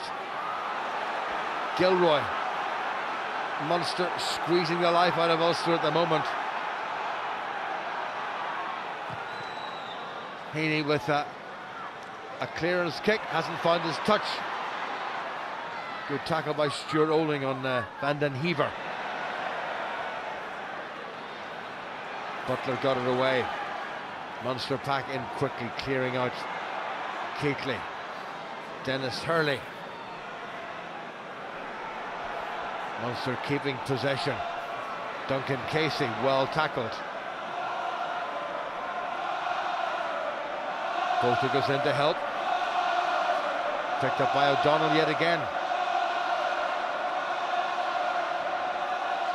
Good ground made by Munster. Again it's O'Donnell. Options on both sides for Munster. O'Callaghan. Bota. Callum Black needs to watch himself. He can't play that. That's okay. Taken on by Stander. Gets across that 22 line of Ulster's. Keatley all over the place. It's bounced handily for Munster. And when you're in the ascendancy, the luck seems to go your way. Keatley again. Good dive by Paddy Butler. He secured possession. Back for the drop goal from Keatley. This would put the tin hat on him. What a gem! Oh, I thought it was over. That looked pretty good from up here, Reggie. It just shaved the outside of the left-hand post. A brilliant effort from a long way out from Keatley. But again, we're just seeing that slow build-up from Munster, methodical in what they're doing. You just see the kick at the last minute, shaving the outside of the left post almost. Just turned away at the end. But they're building very, very steadily, going through phases, and again, like I said, exploiting those spaces on the outside channels, getting the ball out to the wing, getting players back into the midfield again and smashing it up, and the Ulster players are struggling to get back into the defensive line. Lewis Stevenson has come on for Alan O'Connor, taken on by Andrew Smith. Munster back inside Ulster's half. Dave Kilcoyne, who scored Ireland's first try against Georgia a couple of weekends ago in Dublin. Keatley. Ronan O'Mahony, who's been lively. Williams. Keatley again. JJ Hanrahan. Patient stuff. And a rare fumble. Not a great pass by Hanrahan. And there wasn't much Gerhard van den Heever could do about it. I think he had the gear lever in overdrive there before he even caught the ball. He was ready to go, but the pass was poor. It was head height and just behind him, and he couldn't manage to hold on to it. The ball getting slightly slippy in this June evening here in Thomond Park. But again, just Munster looking very, very threatening, and Ulster not able to get their hands on the ball. Ulster going to make another replacement. Now Irish international Robbie Dag is going to come on. Interesting to see whether he comes on at 6 for Roger Wilson, or he comes on for 6 for Roger Wilson. Roger Wilson moves to number 8, and there's another one. There's a couple of replacements coming on for Ulster. It looks like Declan Fitzpatrick I can see coming on, and Andrew Warwick. So Ulster replacing both props and one back row forward. But certainly the back row, from an Ulster point of view, really haven't performed to the level that they would expect tonight. We've seen very little of Nick Williams. Roger Wilson has certainly tried hard. Sean Reedy on occasions has shown, but in general the Munster back row have completely outplayed them, and I think that's probably the difference between the two sides. When you look at the way the back rows are performing, you need a lot more from people like Nick Williams in games like this. They're the people that you go to and look for big performances from, and he's been pretty quiet since the first 20 minutes. Well, Liam Doak has declared his hand with 20 minutes to go. Stevenson is now on, Warwick is on, Fitzpatrick is on, Declan Fitzpatrick and Robbie Dyack is on. Stevenson wins it. Heaney to Humphreys. McCluskey. Heaney. Slightly quicker ball. Here comes Robbie Dyack. Heaney looking for runners. Gets it from Andrew Warwick.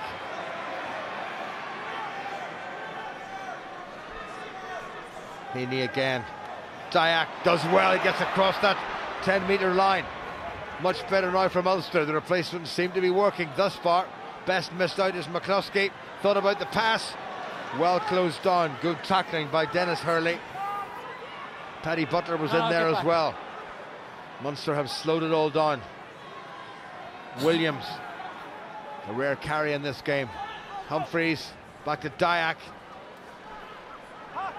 Good tackle by Donnacha O'Callaghan on the ever-spinning Craig Gilroy. Ludick.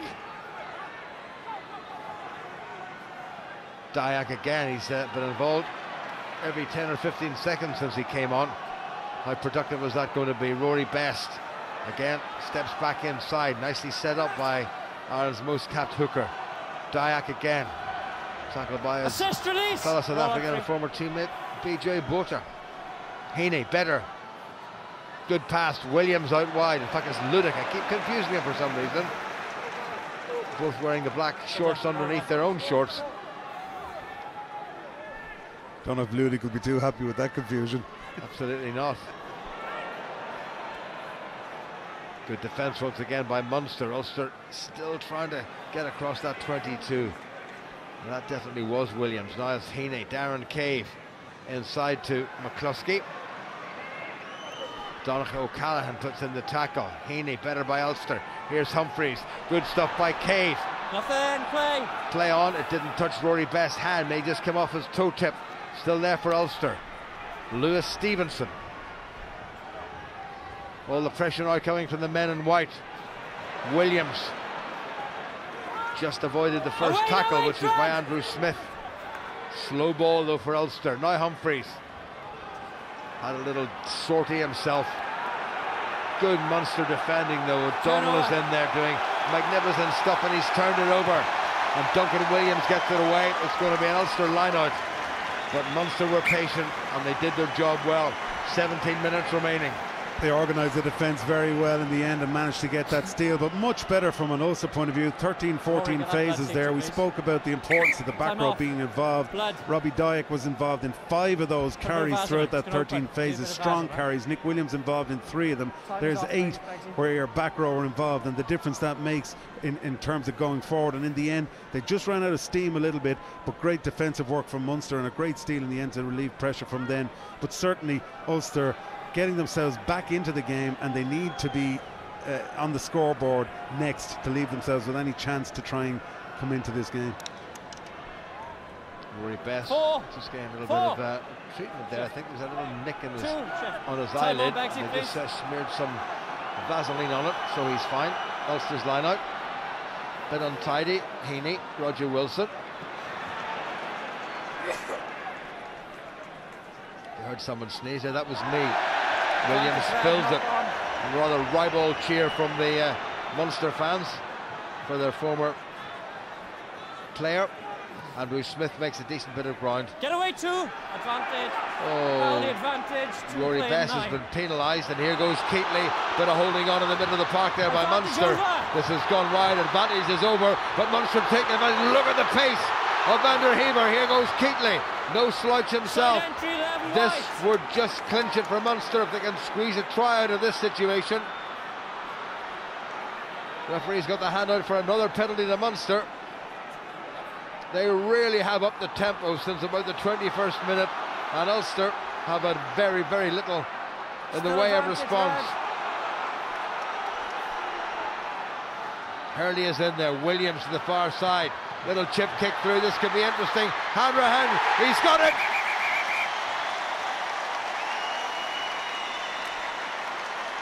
Well, you can see what it means to them here in Thomond Park, and I'm pretty sure that J.J. Hanrahan has pounced upon the cleverest of kicks from Keatley to score. It definitely looked to me like he managed to get through there and get the touchdown before the ball went over the dead ball line. Again, though, a great build-up by Munster in the whole way through that. We're just looking at it here. Definitely seems to have gathered that and touched it down before it went over. We'll certainly know in a few minutes. But in the build-up to that, Jim, brilliant work again by Munster. Keatley identifying the spot. Away. It's the same for both sides. Did he lose possession just before he grounded that? Now let's have a look. This angle might tell you. He's got it in his hands. Did it come out of his hands? Yeah, no, I'm just looking. I think it did come out of his hands, you know. Was he in complete control? He had it there. I haven't seen it yet. I think he just gets the downward pressure at the end. He loses it and he may do it, yeah, regathers but it. look, if he loses it and if he regathers it, that's a knock on, and that's not a try. Well, this could be interesting. What's Kevin Beggs going to say? Okay. And what's Kevin Beggs going to say? Watch this again. He has it. He's picked it up. He throws it into his chest. He has it. Kevin, can I just talk you through what I'm Touching seeing his here? right hand. Yeah, okay, Ian. I don't believe on the first attempt to grasp the ball he's actually grounded it. He's then tried on the second attempt, and I believe he's then gone in goal before grounding the ball. That is correct. Okay. Yeah. That is correct. So he's. Okay. Is the player in control of the ball? Yes, he is. And if it's a 22 dropout? It is a 22 dropout. Okay, fine. No try. No try. Well, he gathered the ball all right, but his leg had gone over the dead ball before that, and that's the reason why they've decided that it's a 22. Because although the ball was in the air, he regathered it before before the ball went over the line, but his body went over the line. Side entry 11 white. well, the referee is not taking the TMO's advice. They suggested it was a 22 dropout, but it was side entry from Ulster. Craig Gilroy gave away the penalty, and Munster don't have the try. But what they've got is a penalty against them. So off goes Louis Ludock, on comes Peter Nelson, off goes Rory Best, Ulster skipper, and on comes Rob Herring, the man who's been his deputy for the past 2 or 3 seasons. So Nelson comes on for his 16th Ulster appearance. Herring comes on for his 57th. Number 14.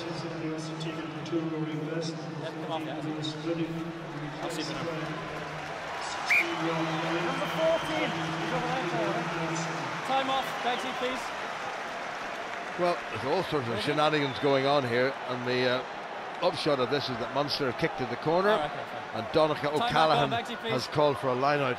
And Reggie, what odds would you give against a short throw, a catch, a drive, and a try?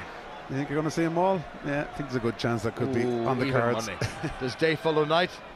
Well, there's the catch. O'Callaghan, we got that one right. Ulster close them down pretty quickly, but Munster still have it. And that's been nudged forward, and that's good defence by Ulster. They really needed that. There still is time. There's 15 minutes remaining, but Ulster have got to be playing in the opposite end of this park. They certainly defended that brilliantly. They knew exactly what Munster were going to do, as we did up here in the commentary box, and they set themselves well for it. As soon as the player hit the ground, the entire Munster pack piled in together and got a great drive on. Then they forced the knock on from that. So a good bit of defending there. But as you say, they're not going to win the game playing this half of the pitch. Well, from about the 23rd minute of the first half, when Ian Keatley got Munster's first score, it's been a red evening here at Thomond Park.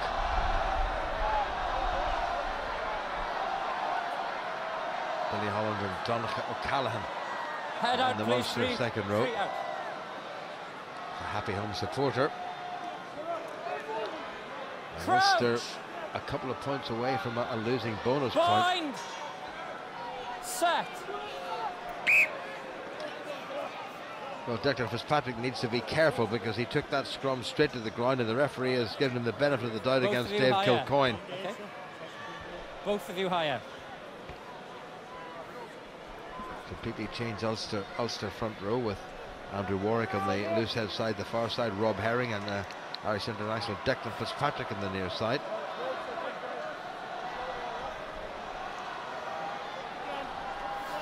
Get out, please. One. Dave Kilcoyne now with 12 Irish caps. Crouch! Including that famous try against Georgia on the loose head side now from Munster. Well, it's an awful mess now, and Declan Fitzpatrick has got himself penalised. Well, you could almost predict that he was going to do that, and he's looking at the referee, and somebody pulls him back, and that's... Well, taking it down to the ground. I mean, the man in the moon saw that, Reggie, never mind the referee. His his right elbow just hit the deck as he tried to get the drive forward going. He was locking down the right hand side of the scrum and right in front of the referee, as I said. Again, just... Well, he's pulling down in the jersey, look. Yeah, I mean, it just makes it so easy. I mean, the rules are clear. You got to have that long bind up and over.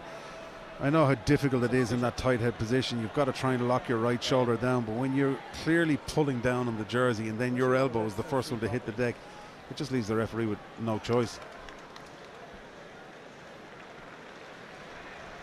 Munster are making a replacement themselves. The tight head prop BJ Bota has gone off, and on is coming Irish international Stephen Archer wearing number 18 in a red jersey.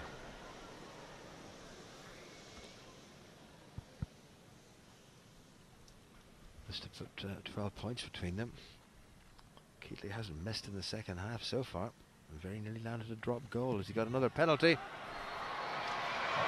Off the post. Ulster got away with it. Tackle was missed on Hurley. Munster have regained possession. Archer straight into action. Good tackle by Franco van der Merwe. Quick ball now for the home side. Billy Holland into Andy Warwick. Munster crabbing infield, options on either side. Loosish pass. Here comes Humphreys. Oh, Mahoney's got away from him. Nicely placed by the wing three-quarter, taken on by Stander. Tommy O'Donnell. And again, Ulster's first up tackling found wanting. Bustling, bristling stuff from Archer. Ulster's penalty count well into double figures. Nice little loop round. McCluskey tries to manhandle Ian Keatley. Williams ran straight into some of the Munster forwards, or the Ulster forwards I should say. Well, a rare penalty in Ulster's favour. And that's no reflection on the referee, because Ulster really haven't been doing very much. Yeah, side entry there from one of the Munster players going forward, but I think Ulster can probably consider themselves lucky because it hit the post and came back off it, and it wasn't dealt with quickly, and Munster got themselves into that attacking position again, going through the phases.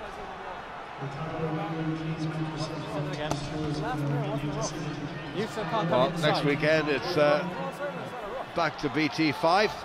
Ulster against the Clonethley Scarlets in the European Champions Cup. Full coverage all the way through on BBC Radio Ulster, not to be missed. A must-win game, and the following week at Parky Scarlets, which is a Sunday afternoon game. That didn't look straight, but the referee's happy enough. Heaney, Humphreys, McCluskey almost makes a decent bit of ground. Quicker ball now from Ulster. Humphreys, Darren Cave into a bit of chase. Felix Jones has slipped on unnoticed, and his Irish teammate Craig Gilroy shuts them down. Good to see Felix Jones playing in such good form. He's had a good season so far. Yeah, solid player, doing very well. Good little chip through there. Clever move. The Munster defence was well organised. They knew they'd probably have to go to ground, put the ball in behind. Very well weighted kick and forced Jones to go into touch. And now this is a brilliant attacking position from an Ulster point of view to try and build them all possibly here and try and get a score. Closest they've been to the Munster line in the entire game. Good take by Van der Merwe, who calls the line and has called it to himself. Penalty. I think he was interfered with. That may well be a card for somebody. That's very dangerous. And Archer no sooner on than he's off. Clumsy from Archer, but the problem is it's dangerous. As the ball was taken, he just stepped into the channel and pretty much took the player out of it in the air. And you just see him stepping into the channel and taking the two legs right out from underneath, and he hits the deck pretty heavily on that occasion. Takes the supporting player. That's what he did. He went in, he drove the lifter straight off, and that's what caused it. And now Munster are going to have to finish this game out with 14 players. Well, Ulster have opted to go for the points, because 3 points here would give them 15, putting them 6 points adrift. And the hope is that if Ian Humphreys lands this, then Ulster will be in possession of a losing bonus point. They would like more, needless to say. Great opportunity for Humphreys, but not to forget as well, there's still plenty of time left. If he can get this one over and they can put some decent play together, try and work for a try and convert it, they could steal a win. Interesting prospect. But they need these 3 points first of all. Nicely struck by Humphreys. He's been in great form. So 5 out of 5 for Ian Humphreys. Ulster's outside half. It's now 21-15. Ulster have clawed their way back to within bonus point range. 6 points between them. A converted try, as Reggie Corrigan rightly pointed out, thanks to that well-struck kick by Humphreys, would give Ulster a win. And Munster, I don't think will countenance that at all. Do you? And don't forget as well, Munster are a man down for the remainder of the game, so they have a player advantage, Ulster, and they need to try and really, it's all about trying to up the tempo and start running at Munster. Now they've got the bonus point in the bag, so now they've got to try and go and push on for the win. Well, the score either way is going to be absolutely crucial. Taken by Gilroy. Points off a couple of Munster players, but Ulster still in their 22. Well taken by Humphreys. Big kick. Felix Jones gathers with consummate ease. Well, that's a nice one by Jones. Well taken by Gilroy, who's absolutely clattered. Back on the Ulster side. Heaney. Humphreys had to stretch. He's kept that low. Keatley sensibly waited until it came inside his 22 so he could kick directly into touch. And he's done that very nicely indeed. Excellent kick from inside his 22, brings play back into the Ulster half. But as I said, Ulster possession just inside their own half. They can build from this. They need to probably play for territory at this stage of the game with just 6 minutes remaining. Try and build up some play and maybe aim for the corners and get themselves into a position where they might try and set up a maul. Well, it's Ulster's line out. Andrew Warwick goes over and has a word with the man who's going to throw the ball in, Rob Herring, who needs to get this one right. Ulster have taken Roger Wilson and Nick Williams out of the line out and put them in the middle of the park.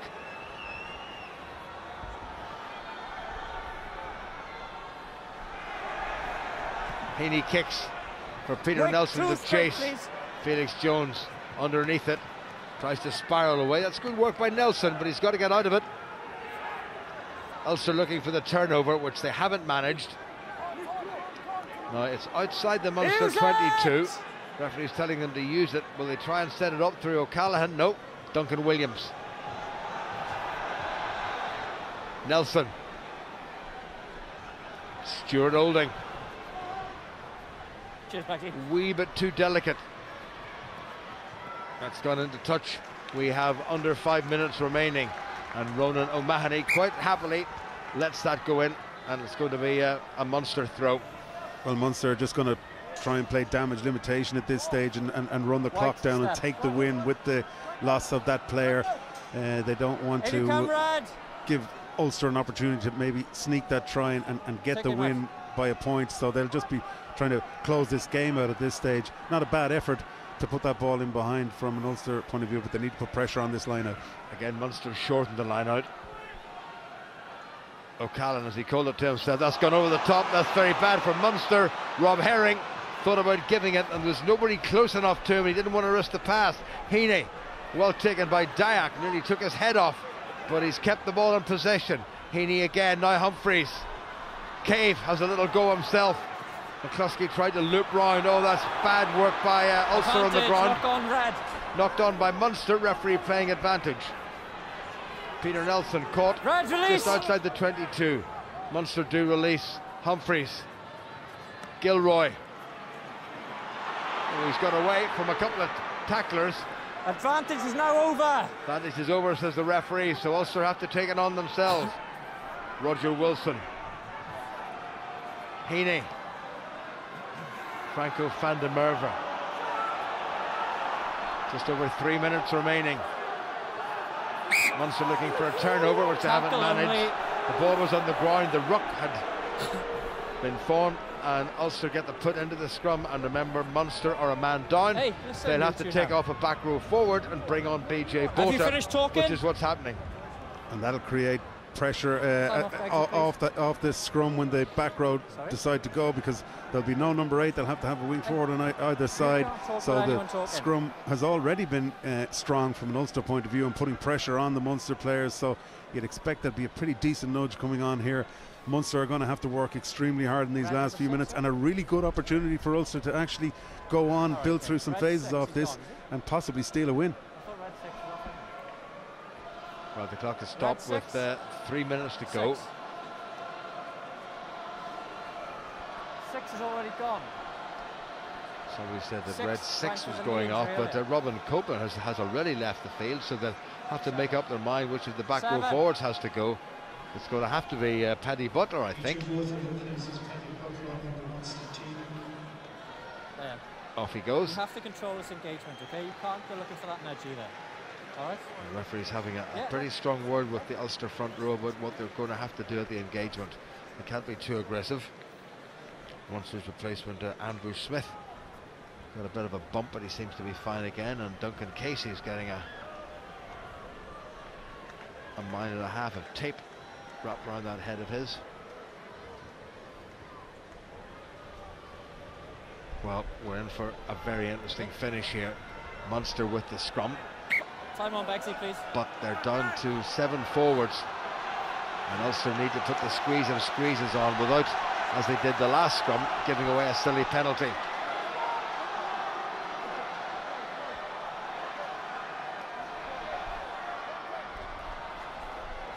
Out, shoulder.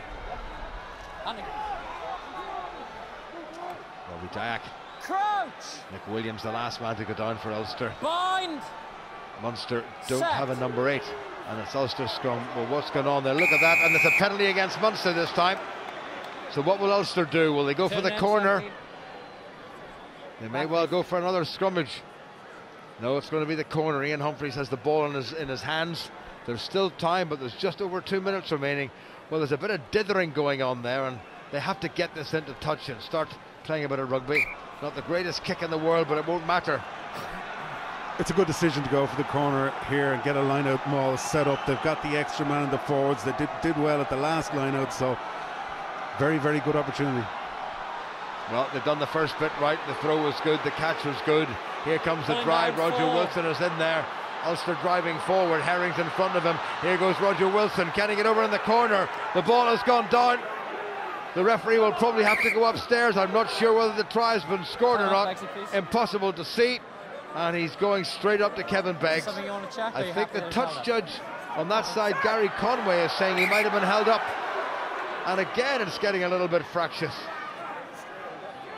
I think they'll do well, even with the TMO, to try and find the ball in the middle of that pile of players. It looked like the corner flag just moved before any of the bodies started to get towards the ground.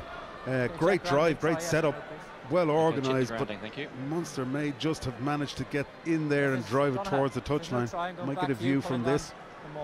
Well, I think if the referee, if the try is not going to be awarded, he's going to go back for a penalty for pulling down the maul.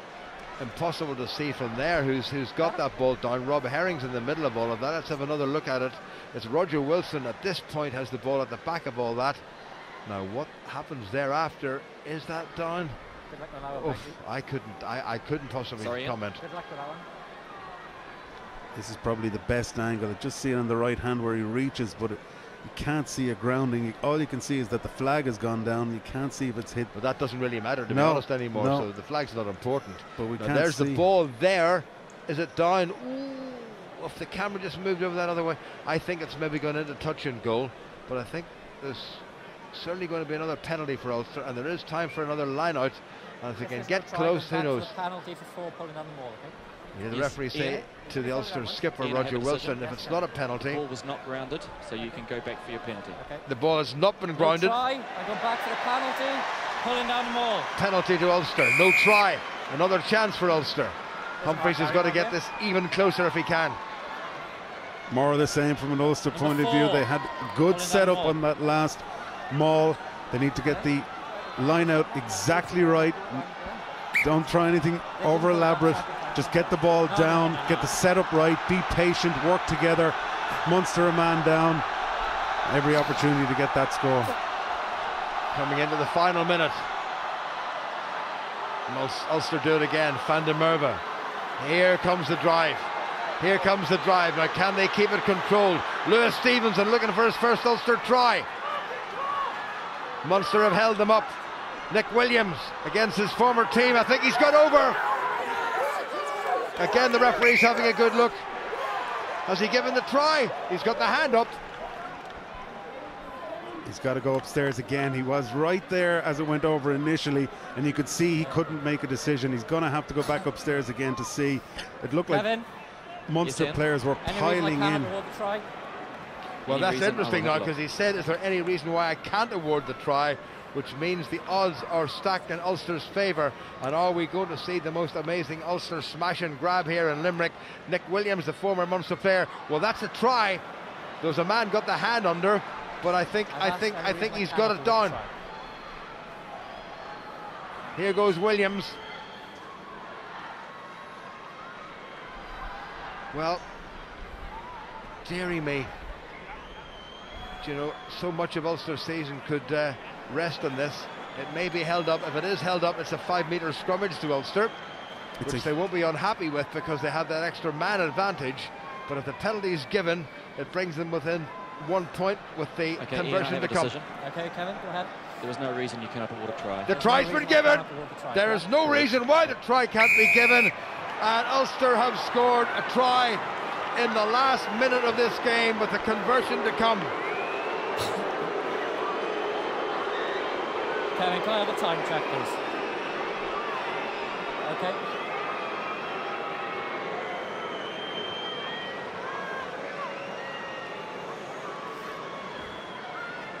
Well, this is probably going to be the last act of an extraordinary seesaw game here. Ulster 12-0 up, then 21-12 behind, and now with the chance to win this game at the death. Humphreys. He's missed it. Would you believe it? 5 out of 5, and the one that mattered has eluded him.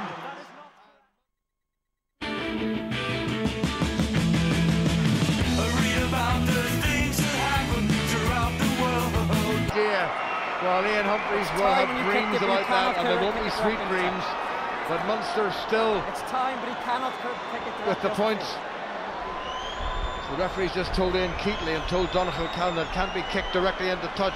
He's got to keep this in play, and he can't kick it dead either. So Ulster have the chance to catch this and play it, and they must catch it and they must play it. Taken in by Gilroy. Again comes infield, tackled by Tommy O'Donnell. Ulster cannot kick this ball. Herring, is he doing it out half? Humphreys gets it away. Here goes McCluskey. Big fella makes a half break, not for the first time. Still there for Ulster. You'd still fancy Munster to win this, but Van der Merwe sets it up for the visitors. I've got the losing bonus point, that's for sure. Can they get anything more out of it? Here goes Cave. Well, that's not going anywhere. Cave gets it away to Humphreys. Needs a bit of help, he's got it from Nelson. Struggles away from Casey. Heaney, Roger Wilson, thought he'd got a try a few minutes ago. Well tackled by O'Donnell. Heaney, Ulster looking to put a bit of width on it, now they do. Taken by Cave. Well, no great penetration there. Set up once again, this is Andrew Warwick, the loose head prop, not the man perhaps you want in terms of distribution. Heaney again, now Humphreys. Now they miss it out, here's Nelson. Back inside to Gilroy. Almost runs into Roger Wilson. Great Munster defence. Heaney. Lewis Stevenson, who nearly thought he was over for a try. Humphreys again. Nobody outside him. Declan Fitzpatrick acts as the decoy. Here's the busy McCluskey. Tackle release! 9 phases Ulster have gone through. Munster digging in. Humphreys can't afford to kick it, as we said. Now Gilroy, has he got any pace left? He's very tired. Good defence by Munster. Listen to the roar, the biggest of the night, as the men in red hang on. If they win this one, they'll move ahead of Ulster in the table. Heaney, Nick Williams, Ulster's try scorer in the second half. Heaney switches, Humphreys, Gilroy, dancing, twinkling. going to ground. Ball may have gone forward, not so Heaney. Stevenson, away to Robbie Dyack. Well, full marks to Munster. 14 phases now Ulster have gone through, and still they're inside their own half. Wonderful bit of defending at the death by the men in red, who thought the game had gone. Bit more room here. Now Humphreys again, back inside. Here goes Gilroy. No way through for Gilroy. No! Duncan Williams offside. Referee playing advantage to Ulster. Lewis Stevenson does well. Here goes Nelson. Back they'll come for the penalty. No point in kicking for touch. It's tap and go, Reggie. You've got to go for it and keep that continuity and just keep passing and try and get the better of those tired Munster legs in defence. Well, a real test of that Munster's fitness, mental and physical, and the penalty's been given away by Ulster, and Donncha O'Callaghan is delighted by the defending of CJ Stander, and Ulster, having looked gone, done and dusted, came back and came within the proverbial whisker of winning this game. Well, what an inter-pro, Reggie Corrigan. There certainly was a lot of swings in it. The first 20 minutes, we just thought it was all Ulster. They had total dominance, total control of the game, then went to sleep for 40 minutes of the game and then came back into it again and narrowly lost it in the end. Ian Davis seemed to want this game to go on forever. He had to wait till the ball had gone into touch. Donncha O'Callaghan shakes hands with some of the Munster players, or the Ulster players I should say, whom he knows pretty well. And right at the end, Ulster had a chance of stealing a game that seemed to be well beyond their reach. It was 12-0 to Ulster after the first quarter. 4 Ian Humphreys penalties. Back came Munster. Keatley with a penalty and a conversion and a try from Robin Copeland. And then they surged ahead. Duncan Williams, Keatley with a couple of penalties before Ulster came back. And right at the end, they very, very, very nearly stole it. Nick Williams got over for the try. Ian Humphreys, who kicked beautifully and accurately with 5 well-struck penalties, failed with a conversion, and he will be very disappointed with that. So Ulster have come down here, but Munster have won it. Final score at Thomond Park, well, 1 point between them. Munster 21 and Ulster 20. Well, it was a lively, entertaining Irish derby. Heartbreak for Ulster in the end, but to be honest, Paddy and Ryan, it would have been one of the greatest smash and grabs jobs we've seen in many, many years. Yeah, it would have been the great train robbery to come back and win that. We were talking, it would have been, you know, a really good result for us to come away with a bonus point, to be so close to winning the game in the end. We'll be absolutely gutting for that dressing room now. I mean, last week Ulster showed great resilience to hold on and get the win. And today, I suppose, the one positive will be the last 10 minutes of the game when they showed that resilience again. Yeah, they had really 3 meaningful pieces of possession, I think, in the whole of the second half. They managed to get a try from one of those, but ultimately, if we're being objective, it would have been an injustice had Munster not won that game. The amount of opportunities they created didn't finish. We saw 2 missed penalties, a missed conversion, missed drop goal, 2 or 3 try-scoring opportunities that they'd score every other day of the week, and ultimately I think Ulster will feel that the scoreline flattered them, albeit they could have snuck it in the end. Yeah, I mean, the big disappointment will be for Ulster, Paddy, that they disappeared from the game for almost 40 or 50 minutes. They'll be very disappointed how they started that second half. The intensity was all coming from the Munster team. They dominated the breakdown, they dominated the tackle area, and they dominated the referee's whistle. They won all the penalties, and that was down to their dominance at the breakdown. And that gave Munster the territory that they needed, the shots at goal, and they got back into the game and took a stranglehold on it then. But it's all down to the very fine margins. Munster lost a player, suddenly Ulster had their tails up and then got that great score just a couple of minutes before the end. Yeah, well, it's 2v3, so you expect a high-quality game, and as I said, Ulster only had 3 meaningful pieces of possession, this being the third one, and Nick Williams from that sort of range is a very difficult man to stop, and they were delighted to find themselves in that position given how the game had unfolded. That middle section of the game, last 20 of the first half, first 20 of the second half, that's where they thoroughly dominated. Ian Humphreys, who was outstanding from the ground and out of hand kicking all night, misses the last one. Still a very good return from him, and Ulster probably surprised to find themselves in that position given the way the game unfolded. I think the look on his face pretty much said it all. Let's hear from the Ulster captain, Rory Best. He's with Thomas Niblock. Rory, did the best team win? I think it's a great game. Like we talked about getting a good start. We got a great start, 12-0 up in full control, and then we just probably got a little bit rattled. It was a bit disappointing from that point of view.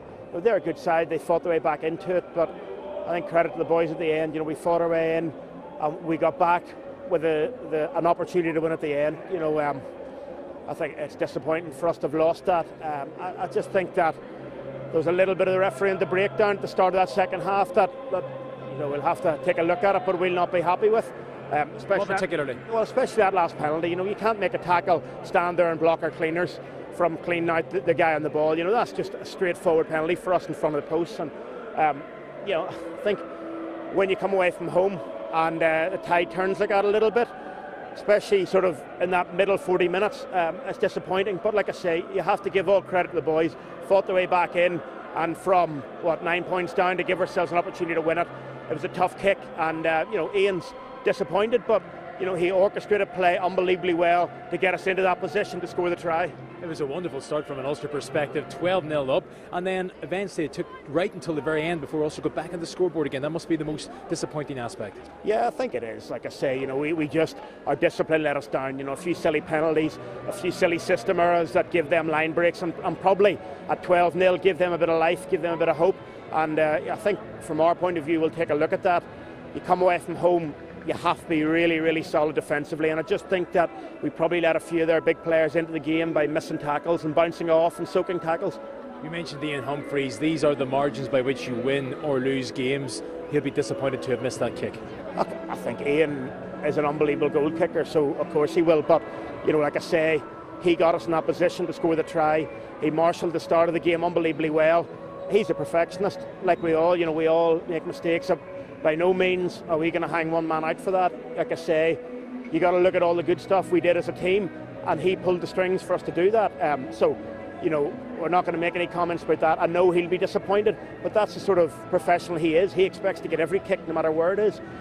So from that point of view, we're all together in this. We worked really, really well and really hard to get ourselves back into this. And, I think when you look at it, they miss kicks that maybe the conversion wouldn't matter anyway. So, we're 100% behind him. We know massive kicks. He's the sort of player that always stands up. And, even the way he got his head back in and marched us right back up and nearly got us an opportunity to win the game at the end. We appreciate your time, Murray. Thank you.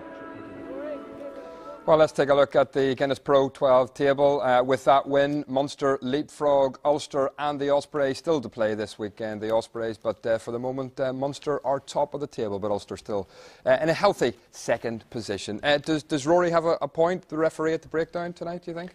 Well, there were a number of penalties that went against them, particularly in that second half. They'll look at that penalty count and wonder, could they have been that wrong on it? So I'm sure the review on Monday will tell the full story of it. They're disappointed now, given those penalties really allowed Munster to control everything. That being said, they dominated the collisions, as Paddy said, the breakdown.